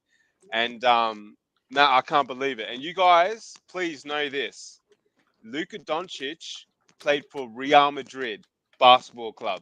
Okay, the guy won a European championship for them and was the youngest ever European basketball award winner, MVP of the European, which is the next best league other than the NBA. So for me to go for Luka Doncic when he's played for Real Madrid and he loves Real Madrid Football Club, but I'm all about the Lakers, boys. And I know what's good for the Lakers. There we And I go. felt for a long time that AD was a weak link. I know his numbers don't speak that way, but mentally, he was cooked all the time. Fourth quarters disappeared constantly. Always. Go back to any of his moments. Hey, Eshawn. Okay. Isolation moments is fine, bro. We've watched every Isha, game. what's this, bro? When Danny, let me cook a bit. When AD would shoot free throws in the crunch moments, he would miss every time, Eshawn. Every single time. And that's the mark of a good player. When you can step up and hit free throws in moments that matter, man. And he could not do it. I remember coming back from Philly, 30-odd points. Yeah, AD had a 48-point game, whatever. Moments that matter, he wasn't stepping up. Luka, he's proven he can. Now we need him to go even further. The weight issue, guys, it's a concern. I'm 40 years old. I know what it's like to keep yourself fit or try to. The guy's got to go a bit harder. Eshawn, I'll let you cook. But just quickly, Luka Doncic, thank you for coming to the club. Thank you for demanding the trade. AD, thanks for your service. But this is the Los Angeles Lakers, man. You had years to get it right, AD, and you didn't, man. You did not step up when you had the chance to. You were told you're going to be 1A. LeBron told you to be 1A, and that's why you're traded, bro. You couldn't take it. Luka, welcome. Go ahead, Eshawn, and I'll bring it to Yeah, Sean. yeah. I just wanted to say my whole problem with Luca this whole time was his conditioning. There's a reason he's always getting hurt and all this. Yeah, Um, you know, but he was I playing for Dallas, bro, not w- Lakers, man. yeah, I know. So if anyone can get him right, With all it's due LeBron. respect. It's LeBron is the only one who can get him right, which I hope it helps him Yeah, out for his career. well said. I'm not as upset as I was when it first happened because I told John I thought Luca was going to leave anyways because I gave him a point that his and Kyrie's contracts line up at the same exact time, so I thought that he was going to leave anyways by the time their contracts was over. But the fact that they only got AD and what Christie and one first round pick is crazy because you had, Rudy Gobert going for 5 first round picks, bro. I'm like, I don't get why you only get one first round pick. I think, since they did approach the Lakers first, I generally thought that they didn't think that they could win with Luca, which it kind of makes sense. He is a generation talent, but so far in his career, he hasn't shown the ability. I know he just made the finals last year. To me, he hasn't shown the ability to be consistent on the conditioning level, which is why he had one miracle run last year, which is with Kyrie. But I I always had my doubts about his conditioning and if he really cared like that. But he's with LeBron now, so LeBron will set him straight. Can't believe Also we here today, of course, good man indeed. He's been a great part of what we've done all night. It is, of course, Magic Man Sean Grice. Sean, great to have you here. Uh, Again, great day, my friend. A great day, I believe, for the sport of basketball, the Lakers franchise, the people of LA. I know Danny is happy about that. Sean, Yeah. Magic. Okay, Danny, calm down. Let's get you back on screen. I know. Yes, you've showed that jersey 1,000 times now, Danny. Let's keep it on. So let's keep it real now. So, Magic Man, the court is now yours. Your thoughts again on this monumental day in Lakers history. Yeah, it's wonderful, Gerald. I'm not as shocked as the rest of the panel and the NBA community is. that being said, it needs to be. I don't mean to repeat myself, but I'm just going to repeat it. Worth is evaluated by the market. The market decides your worth. So if Minnesota was willing to surrender 5 first-round picks for Rudy Gobert, then that's the market that day. Today, the market for Luka was Max Christie, a first-round pick, and Anthony Davis. And if anybody has a problem with that, you can go kick rocks, because this franchise has had to deal with their own disgruntled stars wanting out or having trouble. Something funny, bro? No, I was just watching a video. No, sorry. Okay, well, you were invited on here, and I Okay, don't, okay, let's I get, don't, let's well, get. I I know. just don't appreciate that, Gerald, to show a I'm level sorry. I of know. professionalism. Apologize for that. We apologize. Go ahead, Sean. My apologies. Yeah, Finish up, my friend. just Keep it. gonna, Let's keep it. yeah, Go ahead. just gonna say, hey, it's a great day for the Lakers, and Awesome. yeah, all the conditioning issues aside, Gerald, I'll just go to another trade in another sport. So when the Buffalo Sabres traded first overall pick Jack Eichel to the Las Vegas Golden Knights, Eichel was considered at that point a first overall pick bust. He had a bad back. He was considered also a player with conditioning issues, and and he was on a team called the Las Vegas Knights that eventually won the Stanley Cup the year they acquired him. So circumstances and environments tend to change, and when that change happens, normally that leads to a player adapting. So that's what we're hoping Luka does, is adapt to LA and comes into camp in shape, because you need to roll in like 20 pounds heavier than probably you want to do during the season, because an 82 game season means you lose a lot of weight. So before we head on out, it is, of course, Joe Soro. I know our audience has been asking about your final thoughts on this for today. We will have a show tomorrow covering it again in more detail, Joe. Rest assured, Joe and I and everybody that can come back, we'll be back for tomorrow. Your thoughts, my friend, before we head on out.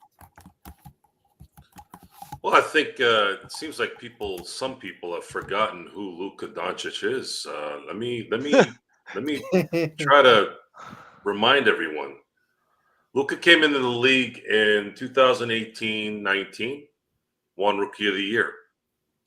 At 20 years old, he was a top 4 MVP, made the make the All-Star game, and first team All-NBA. His third season, top 6 in the MVP, made the All-Star team, first team NBA. Fourth season, top 5 in the MVP, All-Star, first team All-NBA.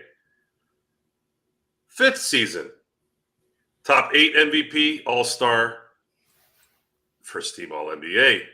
And then, of course, last year, scored 33.9 points, led the league in scoring, top 3 MVP, All-Star, first team All-NBA.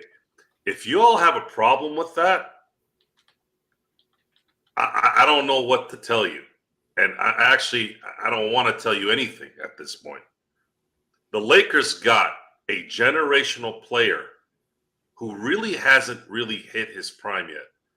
He really hasn't played with a full deck yet.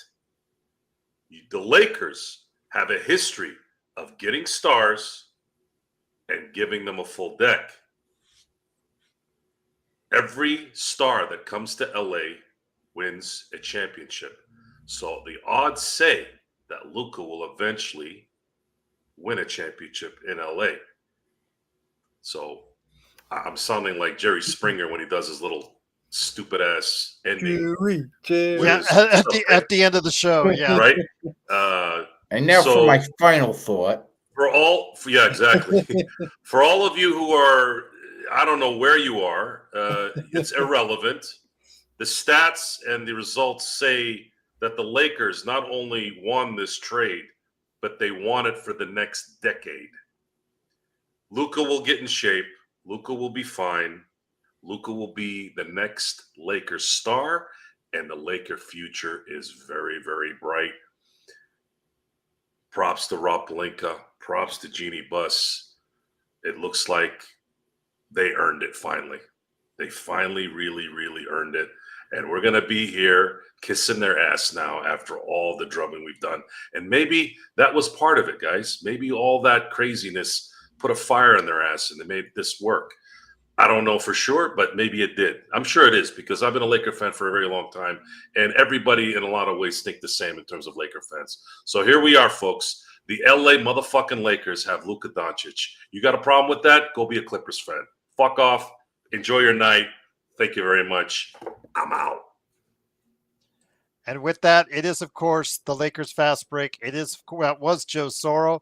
Ishan, truly appreciate you joining us. Danny, truly glad to have you here. Magic Man, Sean Grice. Yes, we have seen that. Yes, Danny. Yes, sit down, Danny. Please. We've seen it, yes, several times. Yes.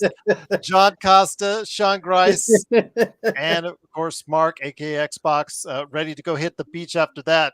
You're probably shouting, we got Luka! Ladies, come on here. Let's party. Yeah. All right, there. Surfer's Paradise. It's my new pickup line. There you go. Absolutely. Before we head on out, I'll just share some quick thoughts. Yeah, let me just share some quick thoughts here, and then we're going to go ahead and out. Again, it's a great day for Los Angeles basketball, for Lakers fans, and for Lakers basketball. Again, we were very concerned about the future. I was about the future for this team after LeBron and AD. Well, at least we have a hopefully, health willing, conditioning willing. Aside, we'll see what happens. But right now, if all is said and done, according to the stats, as Joe pointed out, we have a cornerstone for the future in Luka Doncic. And 17 years ago today, we made a great trade that catapulted us to 2 more championships in Pau Gasol. There was also a trade that we made, huge trade for Chris Paul that David Stern blocked.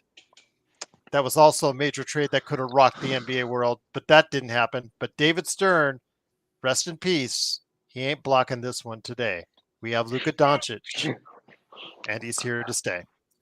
All right, thanks everyone for joining us. Again, the Lakers win 128-116, but the bigger story is the Lakers now have Luka Doncic on their team. We'll talk more about all the stuff involving Luka. Now, Laker, don't what get does mad. that mean?